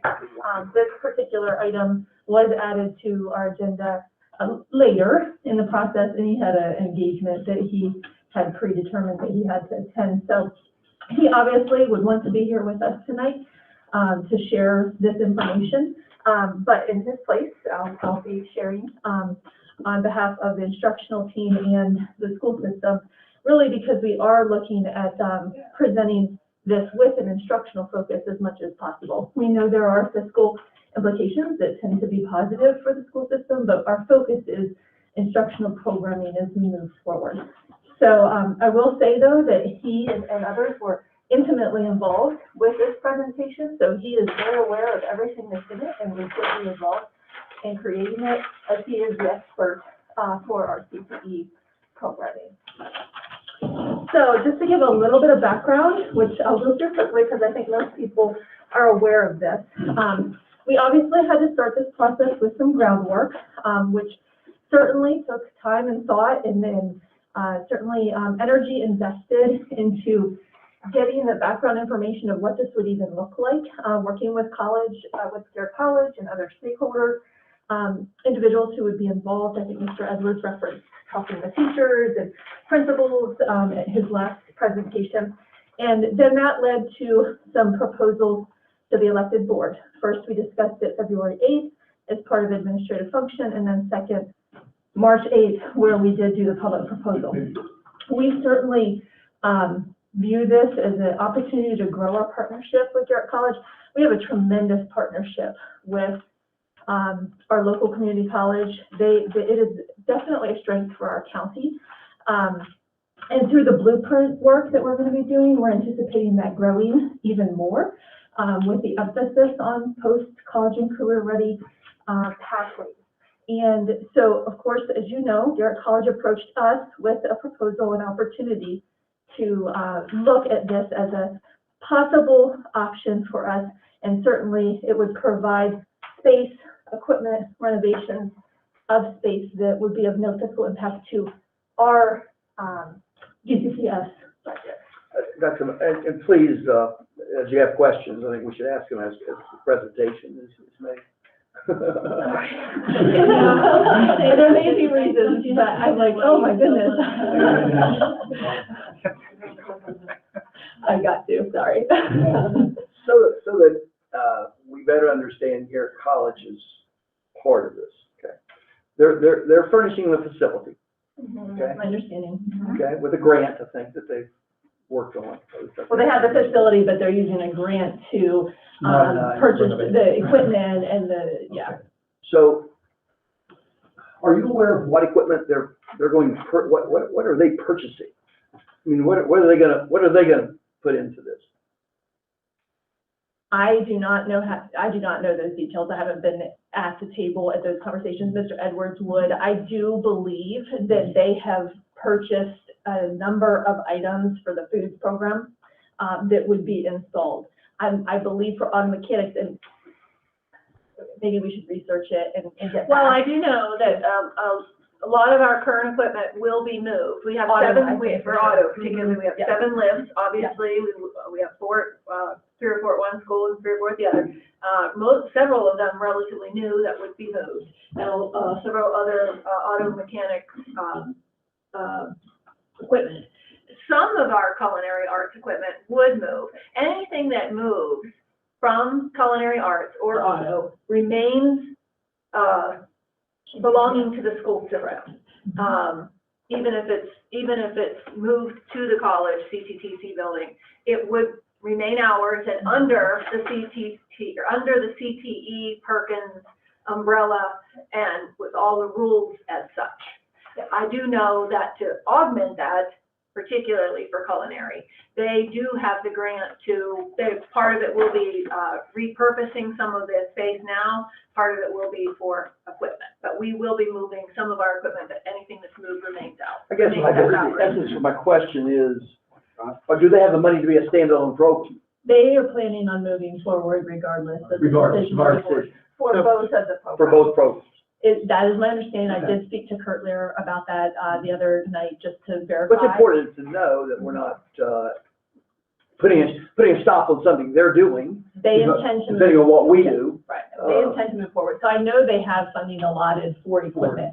I think it would obviously be augmented by our equipment if we would be, moving in this direction. I think mutually beneficial. Some of the things they would purchase would benefit our kids. Some of the things we would move would benefit their population. Well, I think Mr. Edwards kind of alluded to that last time as well, that cost sharing on this is one benefit. And the fact that, we do have a declining enrollment in our county and we're purchasing these things at 3 different locations, potentially, for auto mechanics, and they're very expensive. Oh, yeah, sure.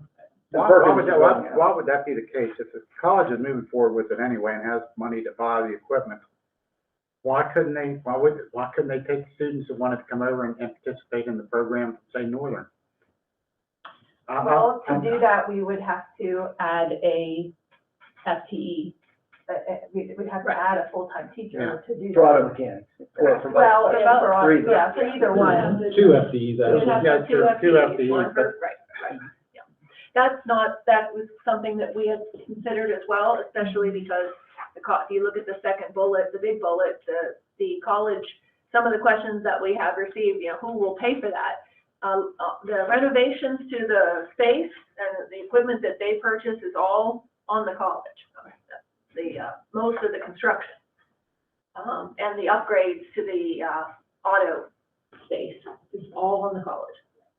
The issue would be looking at can we sustain that over time? I think is really what's going to be the question with that particular model. It is something that we discussed, but is it something that we're going to be able to sustain knowing the outlook that we're facing and the difficult decisions that the. So they're gonna go forward, whether let's just take the premise that we're not involved. They'll go forward, then hoping to use our instructors after school in the evening. There would be one option We for have that. that. To put their program in motion. Possibly. It could be that. They could certainly work with our instructors to offer something after school in the same location. Or they may be able to find other people as well. So I don't know that they're locked into that. Yeah, but I'm sure it's an inducement for them to go this direction. Okay, all right, thank you. Yeah, so of course, we obviously we're putting this proposal in front of you all, as it does align to, address several of our school system needs and priorities, and you can see those bulleted out. We do know and anticipate securing highly qualified staff for specialty areas is becoming increasingly difficult. We have faced it this year with certain positions, and potentially impossible. We are certainly not immune to the fact that this is a national trend and we're in a rural location, and some of these are very specialty areas. So that is something that needs to be considered. Certainly it does ensure access to the culinary arts program on both ends of the county, and it does begin to address the long-term systemic issues that we have been discussing over the last several months. And that would be in reference to the perfect storm, and the four factors that are going to be converging as we move forward, and having to make decisions. So it is important that we highlight the industry certification requirements in relationship to the blueprint. Moving forward, both programs will be required to shift to an industry certification model with new curriculums. And go ahead. Well, I would say post CCR pathways would be my answer, but I would want to vet that. So we know with the blueprint that the industry certifications is required as part of the CCR pillar for high quality pathways. We have the AP pathway, the dual enrollment pathway, and the CTE pathway. So when that goes into place, then I would anticipate that those industry certification standards will have to be in place as well.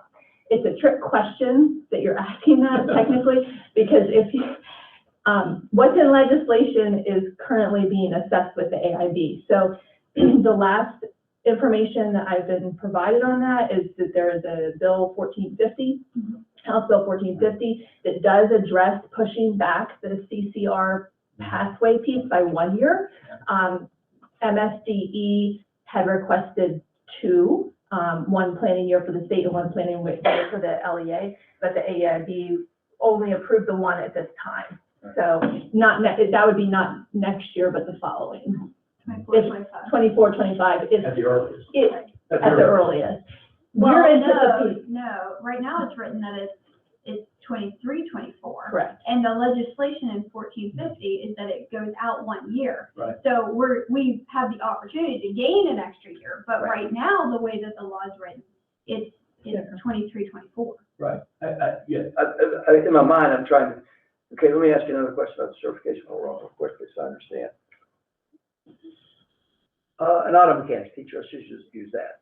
I know it needs that whatever it is, ASE or something. ASE, Automotive Service Excellence. Yep. Who made this question to you, Dr. Wilson? I'm not sure. What are the requirements be, other than that certification, what requirements are there to be an auto mechanics teacher? Well, they have to be in that program. But I'd say that they go into that program, they get the certification. Or they graduate. It's my understanding that Allegheny College graduates those kids in 2 years with that certification. Just a real quick clarification. Yeah. The automotive service excellence curriculum is what we're delivering to students. Right. That is the student curriculum. Okay.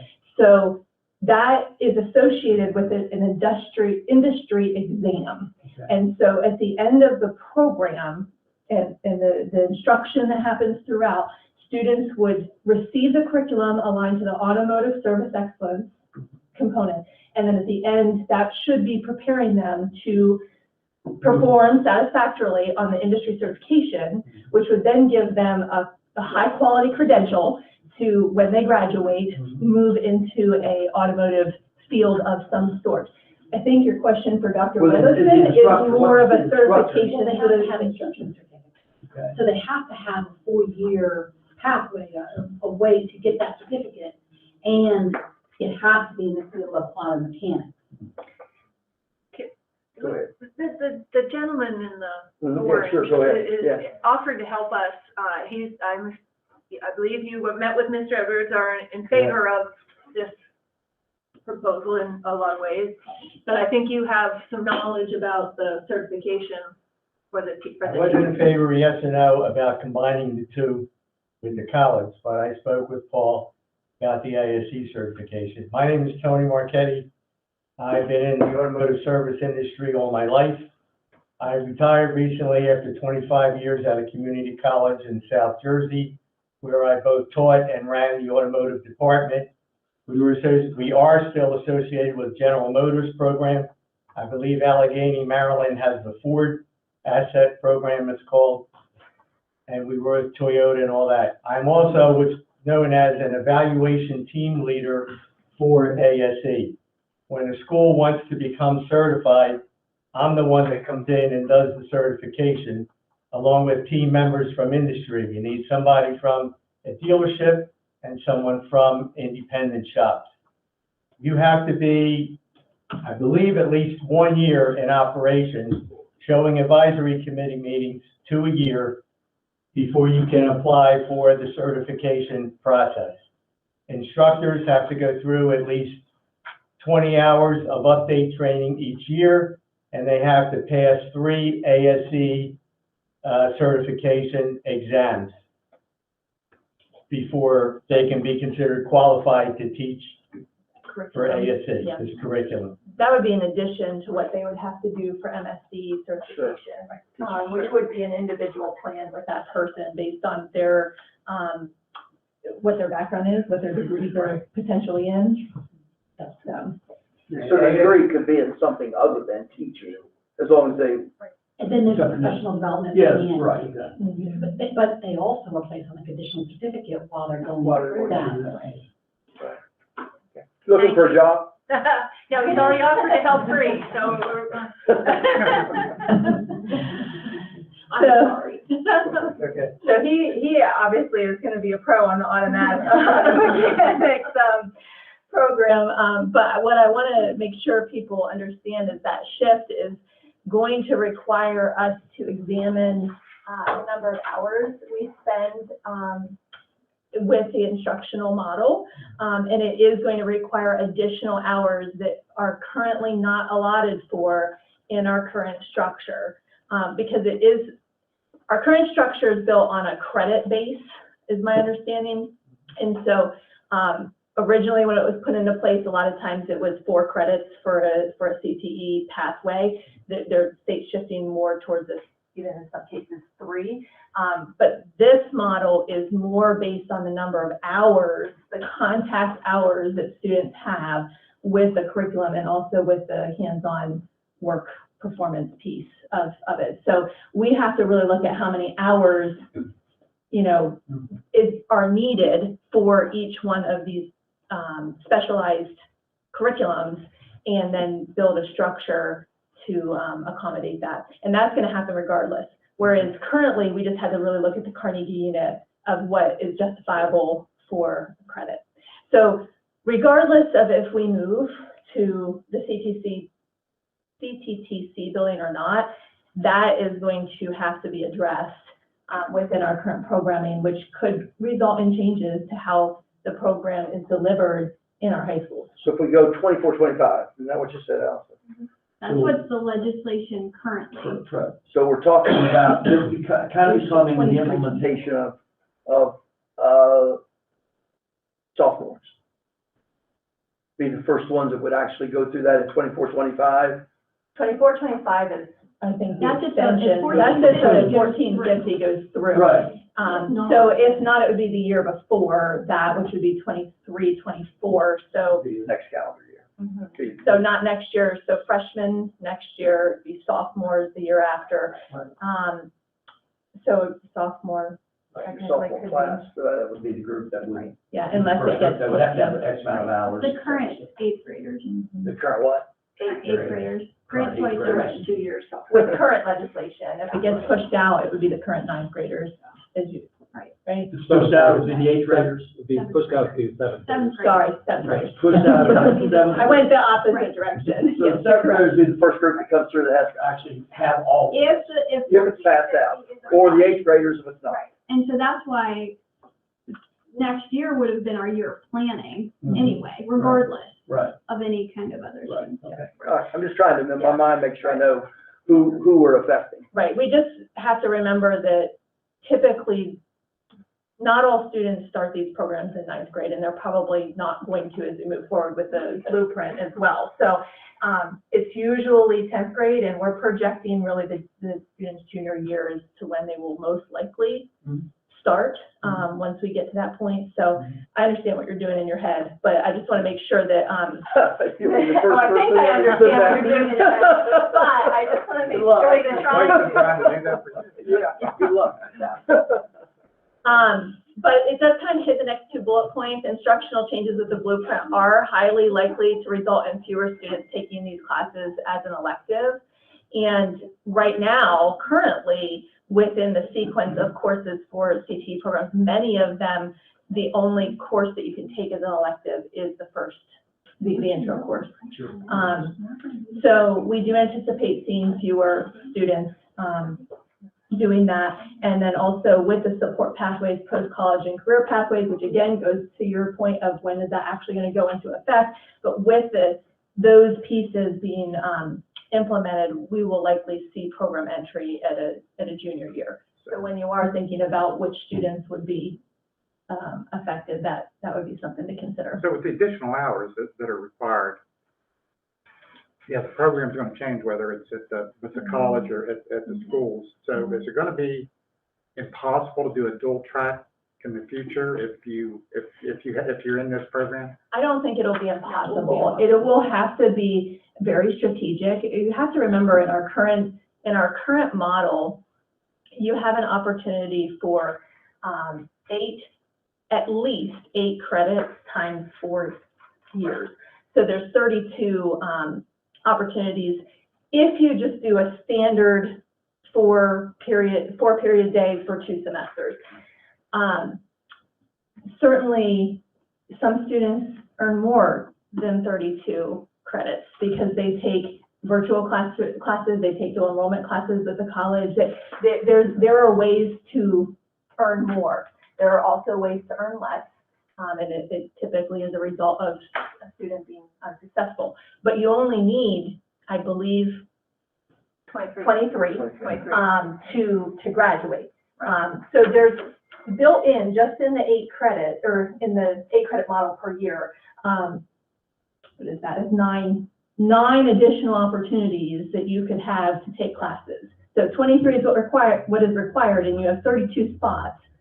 There's 9 additional spots that can be played with to address getting dual enrollment. And that's if you just do the 8 periods. If you start adding dual enrollment virtual classes, like a lot of kids when I was at Southern took them, they would just take them online. And so during RANs or on their own time, they would take these additional classes. They can get additional credits. So typically, when you're talking our dual completers, we're talking about our high achievers that are really trying to get multiple pathways, and so they would have the opportunity to do both. But your point is well taken in that we may have to have more course blocks associated with these programs in order to meet the hour requirement. But you don't have those yet, right? They're still being worked through. Yeah. There are 3 levels that you can get certified in according to ASE. And my suggestion to Paul, most high schools, not vocational schools, go for what's called a Maintenance and Light Repair, MLR program. You need 540 hours of instruction to qualify for that. And my suggestion with Paul is to at least have a 3-hour block for auto mechanics, like 1 day a week. That should suffice. The other 2 levels are designed more for post-secondary and vocational schools that can devote more time to the automotive mechanics class. They can also, your schools can also articulate with the community colleges that have automotive programs and get some advanced credit. Like Allegheny, Maryland, I believe, has the Ford, it's called Asset Program, where the students would work at Ford dealerships. Allegheny County in Pittsburgh, I'm familiar with that school. They have GM, Ford, and Chrysler. You may be able to articulate with them as well, and your students, again, gain some advanced placement credit. Like usually automotive fundamentals, they will accept that from the high school level. Yeah, so- Something else to consider. So we're blocking out 4 hours now of instruction, right, instead of 3 per session.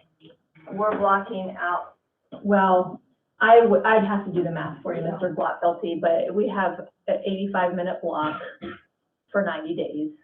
And then for each course. And so we'd have to do the math. And I presume that Mr. Edwards has done that as he's working through the process. But from what I understand, his information that he shared with me is that it'll be more hours. I believe it says 30. At least 30. At least But he's 30 also heard additional 2 hours. I think he also has been given 2 different hour requirements. He's been given the Yeah, well, he didn't 500, have that the last time. but he also was given a 675 number, and I don't know if that's dependent on That's the a next, different. that's the next program. certification. It's not worth doing at the high school level. Part of the dilemma, back to the dual enrollment for just a second before we move on, is, yes, it's the high flyers, for the most part, they're gonna be the dual For enrollees. dual completers. Yeah, dual completers. The problem with that, As you well know. is, the number of singleton AP classes that are offered. They're only offered one period. One time, all year, take it or leave it. And sometimes, unfortunately, as you well know, and I well know, they have to be scheduled during the block that auto mechanics is. Because that's when all the other kids want it. So that's what it's gonna have to be. And that happens with all of our courses. Sure. You know, our students have to make choices based on that, and a lot of times there's alternatives that we can work through, which I'll talk about a little bit further in the presentation. But we really do pride ourselves on working with each individual student and trying to mitigate barriers so that they can get as much as possible for bang for their buck as far as what pathway they want to pursue, what college they're wanting to go to, and what they need to be able to do that. But there's a lot of individualized scheduling, as you know, that goes into place when there are conflicts. And it certainly is not something that we can do 100% of the time, but I've also used an independent study for AP for that kind of circumstance in the past. Sure. So, I mean, it really does depend on the individual situation and also on the individual's willingness to tackle the path in a slightly different way, right? So it may not look the same as students that are not in the automotive path because it fits into their schedule, but we can still make it happen. It just happens differently. And what they may have to do to accomplish it may look a little bit different. And that happens on a pretty regular basis, not just with this scenario, but just in general, because of the fact that we have smaller high schools in the scope of national and state, and you have to do that to be able to try to accommodate. You've heard me say before, the more students you have in the building, the more flexibility you have in the schedule, and that's why. The less students you have in the building, the more singletons you have. Sure. So. To address that, one of the 12 standards is involved with online classes. So you may be able to supplement face-to-face with some online training, but the online training has to be documented when going through the certification process.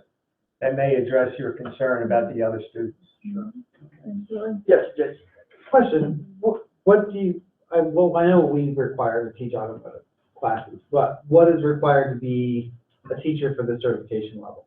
Anything specific, or what we currently have in place, will that work? They have to pass the 3 tests. Brakes, it's called G1, I believe A4 and AC. G1 is kind of automotive fundamentals, brake systems, and steering and suspension systems. They have to have at least those 3. There are 8 altogether. How difficult is it to get that certification? You have to pass the test, and I mean, time allocation, do you go through the courses and take the test? well, anyone can take, you have to have at least 2 years of field experience. And the tests are given at certain times throughout the year at certain facilities. And it's worse than going through TSA at the airport to be able to take the test. I had to remove my necklace the last time I took a test. Yeah. And sometimes the tests are more of your reading ability than your mechanical ability. But they're generally 50 to 100 questions in each area, if that answers your question. Yeah, and although, I mean, I've heard wonderful things about the automotive teacher, so they're not taking anything away from him, but he's not currently certified to teach. Correct, that is correct. That is, yeah. So he would have- Nor will the culinary teacher. Right, Right. correct. So I guess my point is, if they're unwilling to take the test, I'm not saying they are, but if they're unwilling to take the test, then we have to find someone anyway. It's all Or over. wherever it goes, we have to find someone. And I think that's one of our talking points is that if we don't move it, then we have to find, well, you know, Right. two, you know. But we don't have to find somebody till 24, Well, yeah, we could, 25. So that's a blueprint. So we actually have to find someone for 23, 24, and that's Yeah, right right. now. Yeah, right now. right. There's no guarantee with legislation, so we're. Well, no guarantee there'll be a blueprint by 24, 25 items. I'll probably The find way they're always moving. But if we don't move, we have to find at least an auto. Sure. Well, and I will say, I mean, the AIB they're scrutinizing any of the extensions that they are giving. Like, they're not doing they're not doing it very, willy-nilly, you know, they're definitely looking at each and every scenario, and really vetting if it's truly necessary, because they do want to have a rigorous Want to lose the implementation of the program. So with a blueprint, are you required to do this for all high school students? So if you can't just do a program at one school and not do it at another, is that right? Or I don't think there's a Not for- requirement not that for says board. that. I do think our CTE programs will all need to have an industry certification component to it, because that's what the requirement is. But as far as, saying that it has to be I think that's probably more of a local decision. Yeah. But, you know, they're upping the game on CTE. They are. And so they're requiring that, I thought they were requiring that you really Ideally- provide that, and if you have to provide it, then don't you have to provide it for everybody? Well, that's an equity. It comes down to equal opportunities and equity around the county. I still think it's a local decision, but it certainly is something we're sensitive to, because we know that students, regardless of where they live in Garrett County, should be able to access these programs that we have adopted. One thing I just wanted to say, and I know Mr. Edwards was, emphasized the critical time is finding somebody, possibly two, okay, then going through this. That's why we need the planning year, so that we can get them through this certification model that is very, that is the critical time. That's why there's a sense of urgency. Okay. Another advantage to the ASC certifications is to get donations from the manufacturers. If you're not ASC certified, you can forget about getting any kind of vehicles or components from GM, Ford, Toyota, any of those type of people. Once you have that certification, you can apply to both the community college that have the programs for when they're finished with the vehicles and components to redonate them, or you can go right to the manufacturers themselves. Go ahead, Dr. Miller, I'm sorry, we've That's okay. straight off your presentation. So the next slide just addresses some questions that have been posed about class size and other implications specific to this plan. We just do need to remember that our enrollment continues to decline. I would venture to say declining as we speak. The last number I heard was 35 for just this school year since September 30th. So we still have that to contend with as we move forward. And changing the location does not necessarily mean an increase in class size for other programs. Certainly if, we're going to have to add hours, that's going to add blocks of time, so that obviously will have somewhat of an impact. That's going to happen regardless of what we do as far as the location. But if we can preserve other credit course opportunities outside of the actual program itself, it doesn't necessarily mean that there would be increased class size, because students would still be enrolled in these courses and taking these courses. This is an opportunity to begin to address some of the significant challenges that we've already referenced tonight, along with the instructional shifts that are required. And, you know, I would be remiss if I didn't say that we're facing significant challenging decisions and conversations over the next several years. And if we do continue with the same programming, design, footprint, et cetera, the implications we feel very strongly as we're forecasting out that it is going to more than likely result in program opportunities being reduced. May or may not be these particular programs, because those are the decisions that, those are the hard decisions that we're talking about.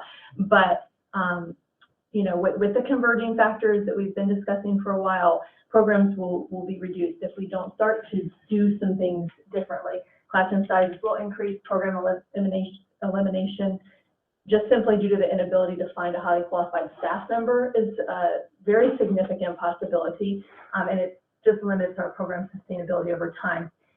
The purpose of this proposal originally, and still continues to be, to increase the chances of sustainability. It has never been to eliminate programming or prevent opportunities, but it is to sustain it and increase the chances of that.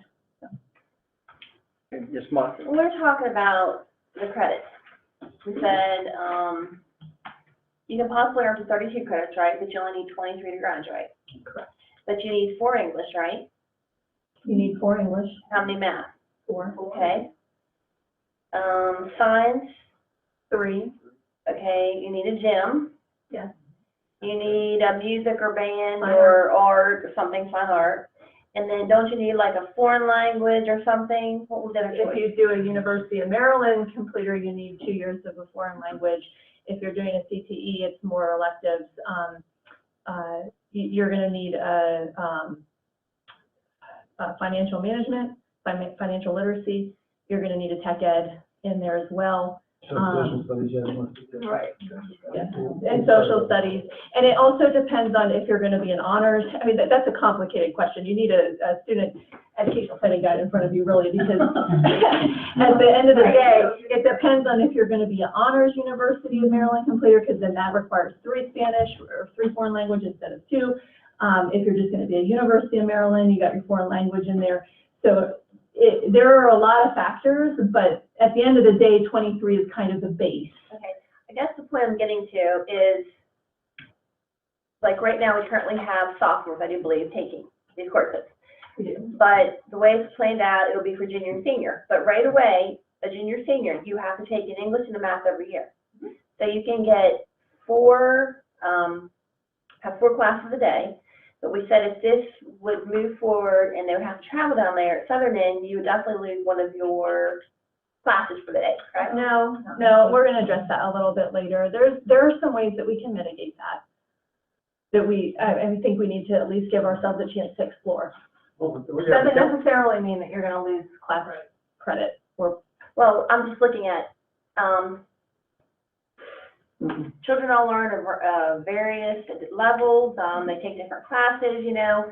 Somebody might not pass one of the English or math and might have to make it up in the following year. I'm just trying to get to the point, like, things have brought to our attention, and thank everybody that sent all the emails and comments we've got from students and parents and everybody. And we handle that in a lot of different ways. You know, we certainly have credit recovery that we use to support that. We have evening high school, we have summer programming. There are definitely mechanisms in place to ensure that students who are not successful have opportunities to regain these credits. And, you know, once we are able to solidify the exact amount of time, you know, what exact hours we would be having them at the college, if that would be the location that they would be at. The way it was presented by Mr. Edwards, it was 2 blocks of time for a semester. There's 6 other spots in their schedule to be able to address any coursework that they need, you know, to have. And by the time they get to a senior, most students typically, depending on what their graduation requirements are and what they're trying to attain, need an English and a math, for sure, minimum. But that's a lot of our seniors that do modified or that are not, they're pretty much wrapped up with because there is space in the schedule, right? As I said earlier, they're wrapped up, they're only taking maybe 2 or 3 classes for modified, maybe 4. But they always take an English and a math, because you have to have that in your senior year. Right, so basically we're saying though, we can talk about more later, is a junior could lose two credits their junior year, and you can almost lose 2 your senior year. But you need 2 to take the course. Like, to take the course, so if you go with our current, auto program, which we have more flexibility in our current program than this program that we're gonna have to move towards, you're gonna have to take auto 1, 2, 3, and 4, and that's 4 blocks of time. So at the end of the day, if we go up just off of that model, with the model that Mr. Edwards described, 4 of those blocks, they would have to do regardless of the location. So I believe his model added 2 more, which would be the time addition that they would need, I believe is how he modeled that.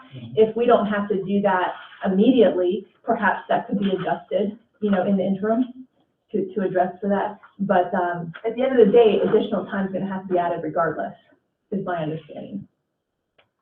But 4 of the blocks, they already have to take, because that's part of the course. Right, I know what you're saying, but I'm just saying, like, from how it's somewhat presented, they could lose 2 per year as a junior, 2 per year. Well, I think that was one of some of the concerns that came When out of it was presented, Southern kids would lose They wouldn't lose any a normal. block of time. Yeah, I think travel, let's not think the travel, I think if we go, we talk I a little don't bit think about the questions mitigating off, that, but I yeah. think we do have a.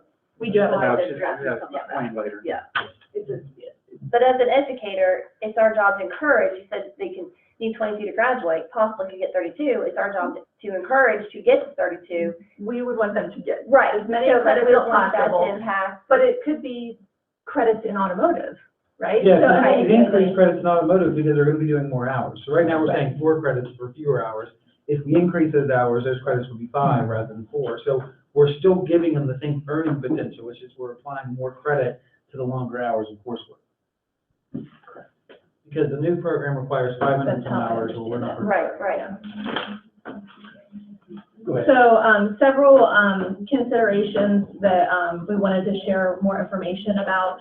Administration, we did say last time we were here that Northern High School administrators would be taking the lead, but additional other options were discussed and have been discussed, including the 3 bullets that are on the screen. Teacher in charge opportunity that we used in various situations within our county, where we train that individual to take the lead in place of an administrator on site. We could look at providing. Excuse me. Go ahead. Sorry. We could look at providing an office for a central office administrator to be assigned there as kind of their base. They certainly wouldn't be there all the time because they have responsibilities throughout the system, but that could also help enhance coverage if that was a significant concern, and then also administrator and residency. Of course, Northern High is, the distance we know is not super far away, and so that should be able to also be able to provide support to this program. Nursing and safety has also been discussed. This particular curriculum for both of these programs, certainly, there's a number of people that are aware that these programs, along with many CTE programs, have safety components. There are chances of injury, but they also are courses that really emphasize safety protocols and spend a good portion of their curriculum teaching safety protocols, how to respond, and how to address that. The site is already equipped with everything, my understanding from Ms. Aiken, everything that our schools would be equipped with, the AED, stop the bleed, all of those safety protocols that we have in place in case of an emergency. We certainly could, obviously train our teachers in first aid and response, so that if an emergency did happen, they would be obviously the first on site. Our emergency services, actually, in some cases would be closer, as far as being able to be deployed to the CTTC building, but we also could have the closest nurse deployed as well. This is a part really concerns me more than any, perhaps, the last couple of parts of concern, this one concerns me. Simply because we're gonna put a nurse at Swan Meadow for 44 kids all day long. Well, we haven't historically done that, and that was a point that, that is a point that we need to make sure that we make, is that there are situations in our school system where we don't have administrators on site, we don't have nurses on site, we don't have guidance on site. Some examples of that obviously would be busing. You know, when students are on a bus, we do not have those services directly on site. Field trips. We have had historically our carpentry classes working off-site at housing projects on a very daily basis, a regular basis. And certainly they're there with the teacher who would call 911 if there was an emergency, and we would obviously provide first aid services in the interim. And we have not historically had full-time nurses at all of our sites within our school system. So some of the small schools that you referenced, they're have not had, they've shared nursing staff. And so we come up with other ways to be able to address those needs. Well, you're talking, in my mind, in my 30-some years of experience in education, You're talking about two programs that have the highest risk of injuries. I mean, serious injuries, not just injuries, but serious injuries. And I know we can say Northern High School's 5 minutes away.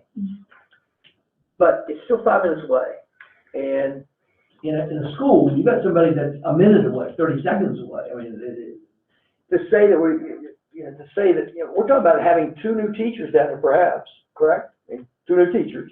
Could be Well, first time ever teachers, could be. Mr. Scardino wouldn't be new. Well, but if he refuses, let's say he refuses, gets certification. Could, so you could, I mean, I'm using a theory, you could have 2 22-year-old new teachers. in our program. Well, that's also why we have I a think bullet we on here on see- locating the nurse manager possibly at that. Seriously, would you really move her from this office down? Seriously? Well, it's an option to But consider. no, I didn't ask if it's an option. I said, would you? She is I willing. don't know. Yeah, I mean, She is willing, and my thing is. But what does that do to the entire system? Does it make the Well- system better, or does it make that coverage better? Well, I can tell you, my goal has been to provide support services to the best of my ability for student services. So I have moved people out of central office to put them in schools to provide direct services. So Mrs. Aiken is full on board with that. And Mrs. Aiken did that as a school nurse. She oversaw the whole county-wide running Northern High School. Right. So, and did an amazing job, but Right. she just got to the point, and luckily, we put this in place before COVID hit, or, knows where she would be right now. But, Yeah. I mean, she does an amazing job, and she's willing to serve in that capacity and have that conversation with her. And she may not be able to be there all the time, but that's also why there's a bullet, because we do have the rest of the district to make sure that we're serving too, through that position. But the idea of, having an instructional assistant there that could be trained as a CMT, which is our certified medical technician, that would act under the license of an RN. And that's the model that we use at locations where we don't have a nurse available or the nurse is out. We fall back on the CMT.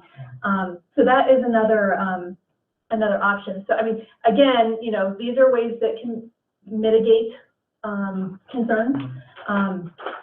We'll have to land if the board decides to move forward with this on exactly what that will look like. But I can assure you that our priority is the same as yours, in that we are going to provide a safe environment for our students. We're not looking to, we want their well-being to be first and foremost. And we would want to make sure to provide the appropriate amount of support. Regardless, and I didn't talk about counseling, but counseling, the same thing. Students will still have access to all their social emotional support at their home school.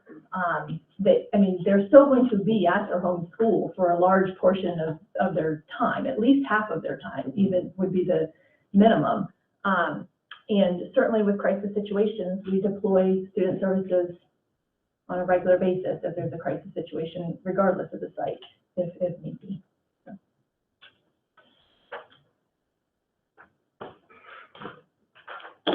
So we've talked a little bit about the distance.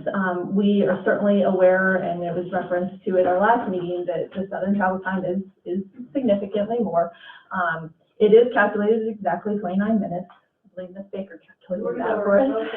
Door to door. To each other. Well, it's actually 58. One Well, way, yeah, not that. Well, but you got, I mean, we're talking about minutes. That's when the bus starts 58. rolling, it's not loading the bus or anything like that, right? Yeah. Right. But, you know, a lot of the concerns were, you know, saying 90 minutes to 2 hours, and it is not. It is about a half an hour each way. And that was time door to door.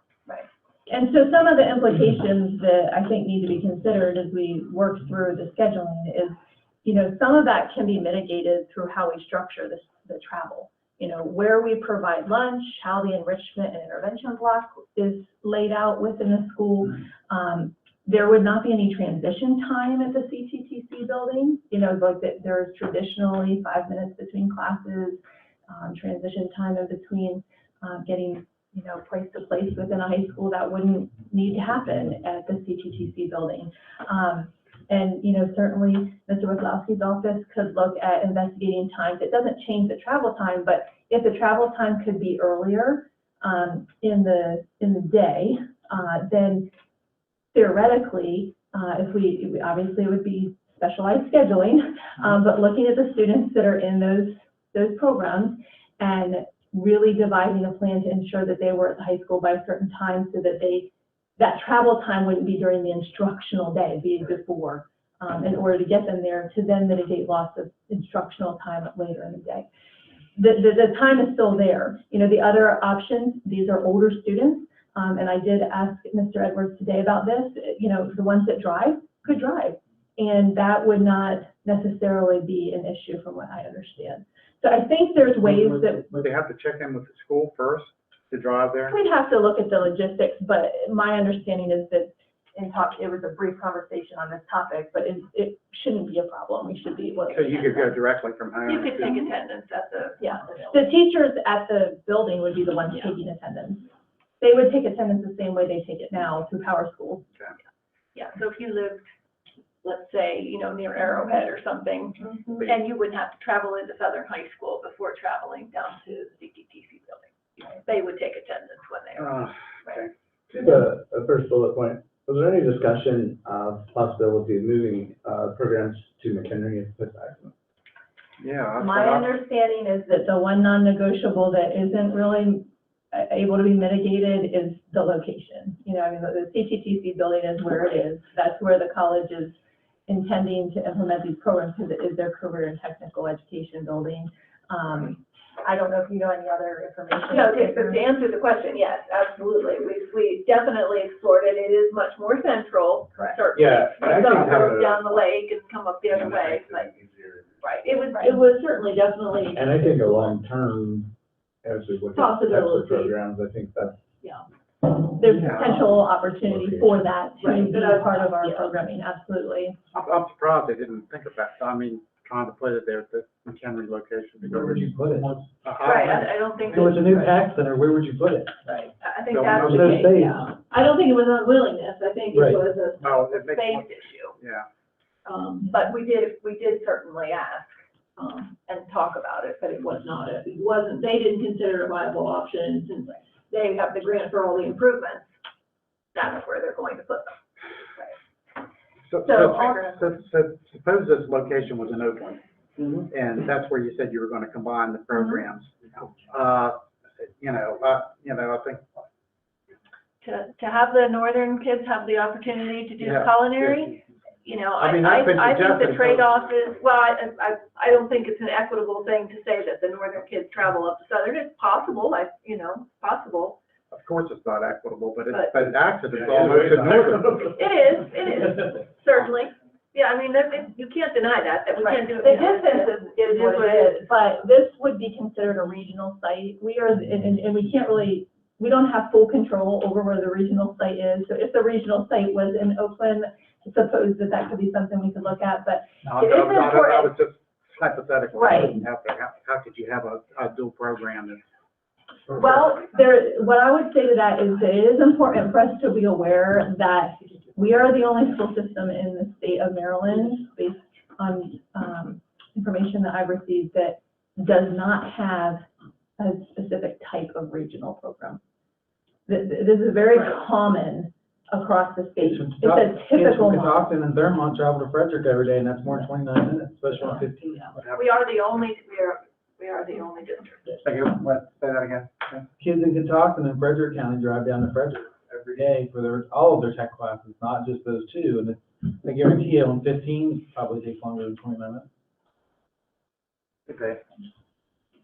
Yeah. I mean, I think the distance is a problem, but you're probably talking about some mitigation strategies, probably deal with that, but it's the devil's in the details on type things, and it's not really mapped out for us yet on how that's gonna be done. yeah, I mean, the goal would be that we would mitigate wherever possible to reduce loss of opportunity. That is what our focus is. It's always been that. And, you know, we're just gonna have to determine exactly how that looks. I think that becomes the overriding issue at the moment is, I think the idea is wonderful. And I'm just gonna tell you how I feel about it and get it out there. I think the idea is wonderful. I think the idea that ultimately will become what happens in Garrett County. Because of a lot of reasons. I think ultimately, quite honestly, I think there'll be a time, hopefully in my lifetime, all CTE programs, both northern and southern, will be somewhere off the existing campuses. Probably. Such as where we are there. Problem with me at the moment is we made a very large decision. I take the blame for it. I could have not even had a vote as president. I could have said, no, we're not ready to vote. We didn't have 2 public sessions. We are not ready to vote yet. So I think. If anybody wants to blame somebody, I used to say my numbers in the book. It's not anymore. But my email's up there. The problem that I have is, I just don't think we're ready to do it this year. I think we are doing an injustice to a group of kids by saying at the last possible moment, we're changing everything you're doing your senior year. And to juniors, we're changing everything you're doing. I think the idea should be one that we want to look at, implement in a couple of years and say to the kids coming up, this is what it will look like if you want to be in these programs. Give us time to hire the correct people, give us time to work out all of the problems, because I think we all know there's a lot of things we don't know. We don't know how this is going to work or how that's going to work. And I know you're going to tell us how you're going to make up that time allotment. And I'm anxious to hear that. Well, it would really be through looking at the transportation of when those students arrive, looking at where lunch is and when the enrichment classes, that's the kind of adjustment that would have to be made. And those are obviously conversations. What happens on a 2-hour delay? Who goes to college on a 2-hour delay? You thought about who goes to college? And what do you do with the other kids that aren't going to college? Yeah, I mean, we would have to have a backup plan for them. Well, in my mind, I'm thinking, okay, 2-hour delay, we're going to start school at 10:30. Okay, so it would make sense that we're going to send maybe the first group of kids down, and they would stay till almost 1 o'clock, 12:30, they have to go back to lunch. Right. We have to have a schedule, but everybody loses hours of instruction on that. I realize that, But this is held to a certification. So you can't just start throwing hours away, 2-hour delays, well, we didn't have class today, so you lost. Which will occur regardless. But we can- I see what your point is. Yeah, the point being, what do you, so they're gonna sit around in a study hall for an hour because there's no class that they're actually in and want to go to? I mean, to me, there are so many, as a building administrator and teacher for 37 years, there are so many things right now that in my mind, I don't have an answer to, and I don't think we're ready to say we have answers for everything yet. Right, and no matter what decision we make, when we make it, we're never gonna have all the answers, because as you implement, you're going to develop. It's got to feel good about how you're implementing. but anyway, that's me. Go ahead. When you said about the travel time, no, unless I misunderstood, I think that would be like a burden, because if we're expecting the children to come to school earlier, you know, we've heard from the state of Maryland before. And one time I remember they was talking about making high school kids start school later, because high school kids sometimes, for some reason, have a hard time getting up. or you're expecting them to get up earlier, but some will probably get up earlier, but have to be there for every other students and to start. Not necessarily other students, but our buses at Southern arrive anywhere between 7:45 and 8. Unless something has changed. Okay, that's how it was when I was there. And so the bus that would go to the CPTC building wouldn't be able to leave until the last student that needed to ride that bus was present. They may all be there at 7:45. If we can get them to the CPTC building by 8:15, 8:25, that's before the instructional day even starts. And they wouldn't necessarily be getting up earlier or adding to their day. But if, I think school starts, when is it, 8:15, 8:20, what is it? 8:25 is when. So that could That gives be, you 25 minutes. well, if you would say 7:45 to 25, you know what I mean? You would be making their day start. I'm just bringing up points from what you just said, you know what I mean? Like, I'm just. But a lot of our students arrive on campus at 7:45. Well, some do, some don't. Right. There is some The that. ones that we would have to make accommodations for may have a variance of 15 minutes there because our window is typically between 7:45 and 8. So if we needed them there at 7:45 to get there, they would be 15 minutes earlier that they would have to devote in order to get there on time. I think that's what you're getting Well, at. and it sounds good, but it might not be realistic, just coming up from a parent standpoint of view. Some students drive the bus, so you know what time they're getting there. Other ones drive, which is a privilege if they have ways to do. But other ones might be dropped off, but their parent, grandparent, whoever might have to drop off younger brother or sister and then drop them like they've already got a routine. So this might throw, It might not be, but it might not be a good thing. thing, right? I'm just, Well, if it's 9 o'clock, it's the time that you're gonna load the bus and take off. well, and they they go. said 7:45. I mean, 8. That's, say it's 8 o'clock and they're starting class at 8:20. You have 20 minutes and that's on bus, before you got, I think that's what you're saying. There's flexibility there. There's flexibility there. Unless But something you're- has changed at Southern High School, the first bell rang at 8:25, I believe, when I was there. So there's 25 minutes between 8 and 8:25 that could be used for travel time. All buses get there at 8 o'clock at Southern Ridge. Yeah, for the most part, I mean, there's still. I'm sure you don't know, because you're like me, you left. Yeah. What happens to the kids from 8 o'clock to 8:25, where do they go? We had them in the cafeteria when I was there.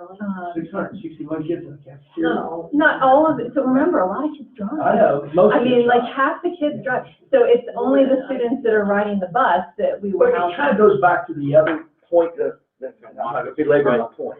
But it kind of goes back to that point. I'm a senior next year. I finally get the privilege to drive. Mom finally got me a car. Now you're telling me I gotta be there by 8 o'clock.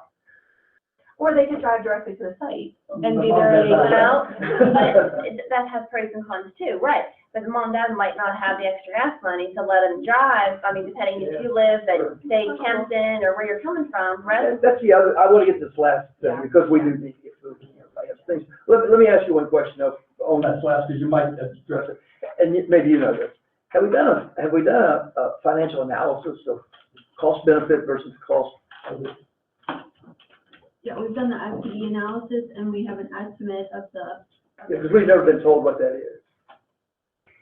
Okay. Well, I'm not saying. I don't have it, like, I didn't prepare that because this is an instructional presentation. So Mr. Wazowski has a good idea of the transportation, and all of the cost of the FTE has been reallocated for a career counselor position. So there's no savings. We're just able to do, Something different. well, afford the career counselor, which is also a blueprint mandate. Sure. So, and stay on that path of moving that career counselor out of a restricted source in a very methodical way.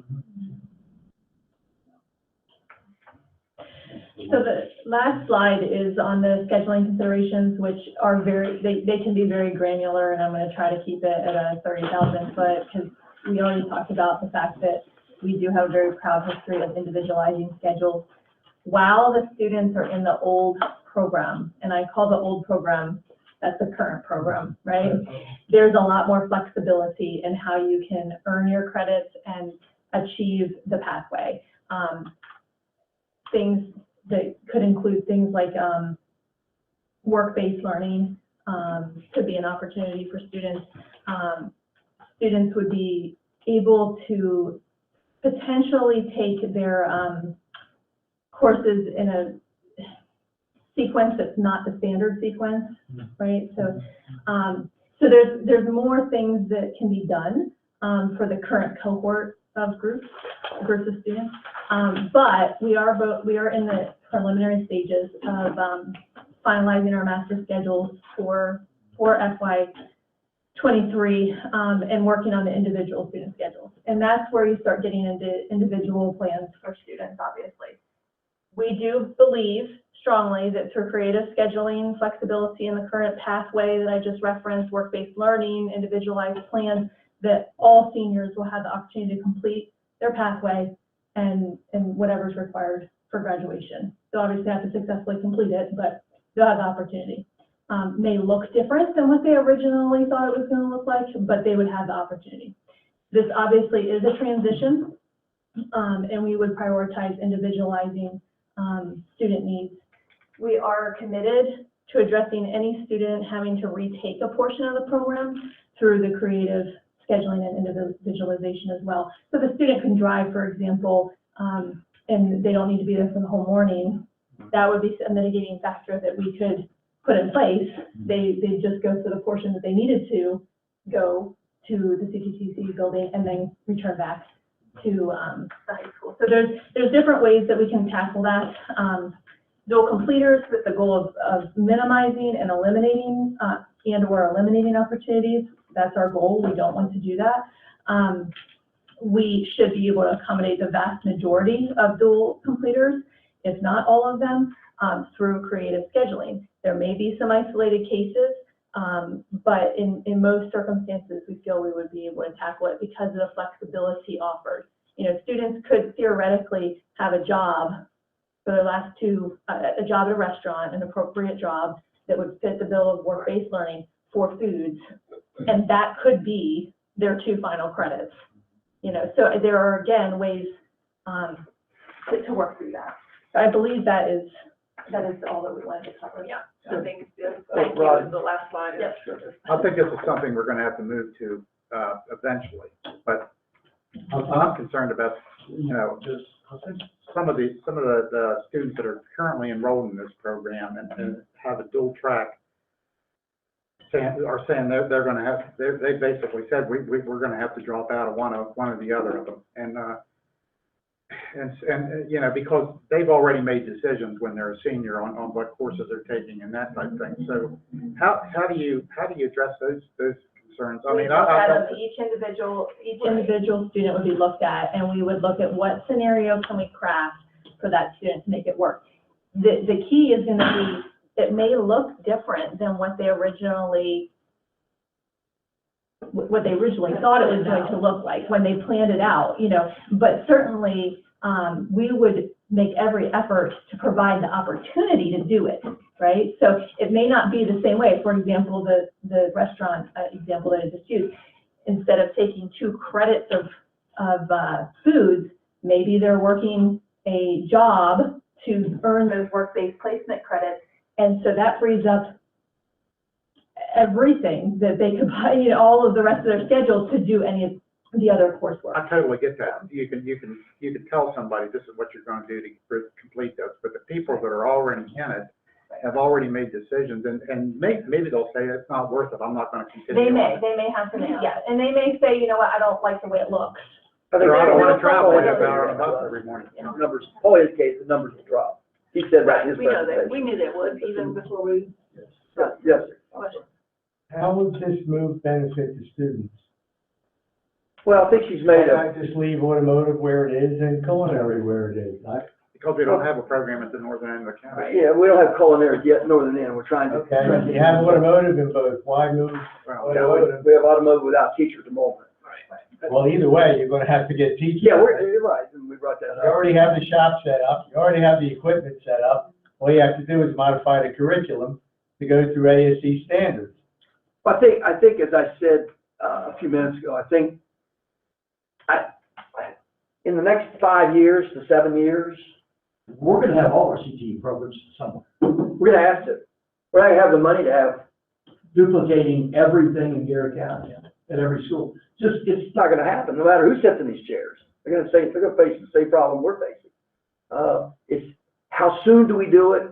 How confident are we that we're ready to do it? And have we taken into consideration the students who are gonna be moved in a different direction immediately? That's the decision we have to make. I agree. Question? Well, just from our discussion, because I asked most of mine 2 weeks ago, do we have an estimation of the transportation cost to be for a year to transport kids from both schools to it? I have an estimate, I was reluctant to share it at this point, because I there's think a lot of moving pieces. I think that's what Mrs. Spicer was just saying a little bit ago. We have some estimates. Yeah, but we we're have not some ready. estimates, but there's. It's going to be much cheaper than, To be. much less expensive than another teacher. Well, So, Yeah. And Mr. Edwards did say to me, I asked him that question, that a portion of it, he probably won't be able to fund all of it, but he has received feedback back from the Perkins grant indicating that some of that could be written into, restricted funding, which, you know, but we really wanted to focus tonight on the instructional benefits and, you know, the thought that we did put into before we made any, you know, suggested change. My other question from what I asked, said possibly making the student stay longer. I mean, it might be 15 minutes, 25 minutes, half hour. By law, can we do that with the length? I mean, is there something that says we can extend a student's stay than what it that normally is? I mean, I don't know. I'm just wondering, you know, teachers, you have, you know, you can't. Somebody is there longer than the other, I don't know that you could. Really, I don't think we're mandating them to No, stay not at all. longer. Well, no, Well, if you tell you them have them, say, be there at 7:45, and school day doesn't But we actually have- start till 8:25. But we have students in our buildings at 7:45. But what she's saying Well, is, but- if you're asking them to start their instructional time before the other kids' instructional time starts, 8:25. I know. Yeah, but I agree you're with. saying they would yeah. be there by 8:25, you're Right. actually, I guess 8:29 for today's class. But one thing we could do is poll some of the other small rural districts that have a regional center already and get Learn from them. information. That'd be a good idea. Sure, learn from them. No, I think I that guarantee you yeah. that there are students that are required to get to a certain place to catch their bus to go somewhere and in order to do that Oh, program. I know that, You're 100% right. It's, I think that's what's gonna happen. As soon as it happens, that's the question. Well, that's, You know, that's up to you. the question. I mean, can you work something out with these people that are currently in these programs and on an individual basis? they're So- doing, I think the vast majority, that is a very granular question, and I certainly understand why you're asking it, because it is important, you know, but we are gonna individualize the scheduling to the best degree possible. Well, I don't think the folks that were writing the letters and everything understood that completely. Well, I wouldn't make a statement. Oh, okay. We can run into every what if we want to all night long, we're never gonna answer everything. I think we all know how we're gonna vote, so I thought a question. I could be wrong, but I think we could vote on the question first. If you're gonna call the question, you have to better call the question. Exactly. Yeah, correct, right, yeah. If you want to, yes. There's call for the question, so we have to take a vote to, whether or not we want to, obviously, affirm the call for the question. Those in favor of the question, signify by saying aye. Alright. Those opposed, nay. I'm confused what's going on. All we're You trying to gotta do is vote. move You forward. gotta- you gotta- We're trying to move You forward. gotta agree to vote. Doesn't matter. Doesn't matter. No voting for or against, it's just to move into. He's. You're voting to take the Take the vote. final There, vote. he went again, but I have one more question. Oh, on my phone. okay. Wait a minute, no, we voted on a question, you gotta. Right, so then Here we go. All right, we got, your vote is what? Yea or no? Nay, if I have one more Okay. question. We're 3-1 to the question. The question has been called. On the floor is a motion to rescind the decision on March the 8th, to not send next year the group of students from Northern and Southern to the college for both the culinary and the other games. So a yea vote, a yes vote means that we will rescind that decision. A nay vote is we are going to go forward with it. Okay, you understand? Those in favor of the motion, signify by saying aye. That we are going to not move this forward, okay? Right now, that doesn't, Right. Right now. Doesn't mean it can't happen in another year. I mean, again, Paul said it's a great idea. So we get 3, those opposed, nay? No. This is a 3-1, we are rescinding that decision. So it's on the discussion for a later time, and correct? well, I think this was good discussion, and I think Is that right? if we can get the, iron out the details. Okay, let me just end it, we'll leave. Let me just say, I know it's a lot, trust me. It's a tough decision, It's the first tough decision, we're gonna make about 20 more here. next 2 or 3 years. I think it's a great idea, I think we need to continue to explore it. It's gonna be difficult, it's always gonna be difficult for Southern kids, this is the way around. It's gonna be difficult. And it's always gonna be a sticking block. But I think kids need to have the opportunity to make that decision ahead of time, not at the last minute. Make a motion, we adjourn? You can make a motion, But please stay after, I'd like to make one announcement after we get off the air, okay? Motion made to adjourn, I need a second? second, all those in favor of adjourning, signify by saying aye. Those opposed, nay?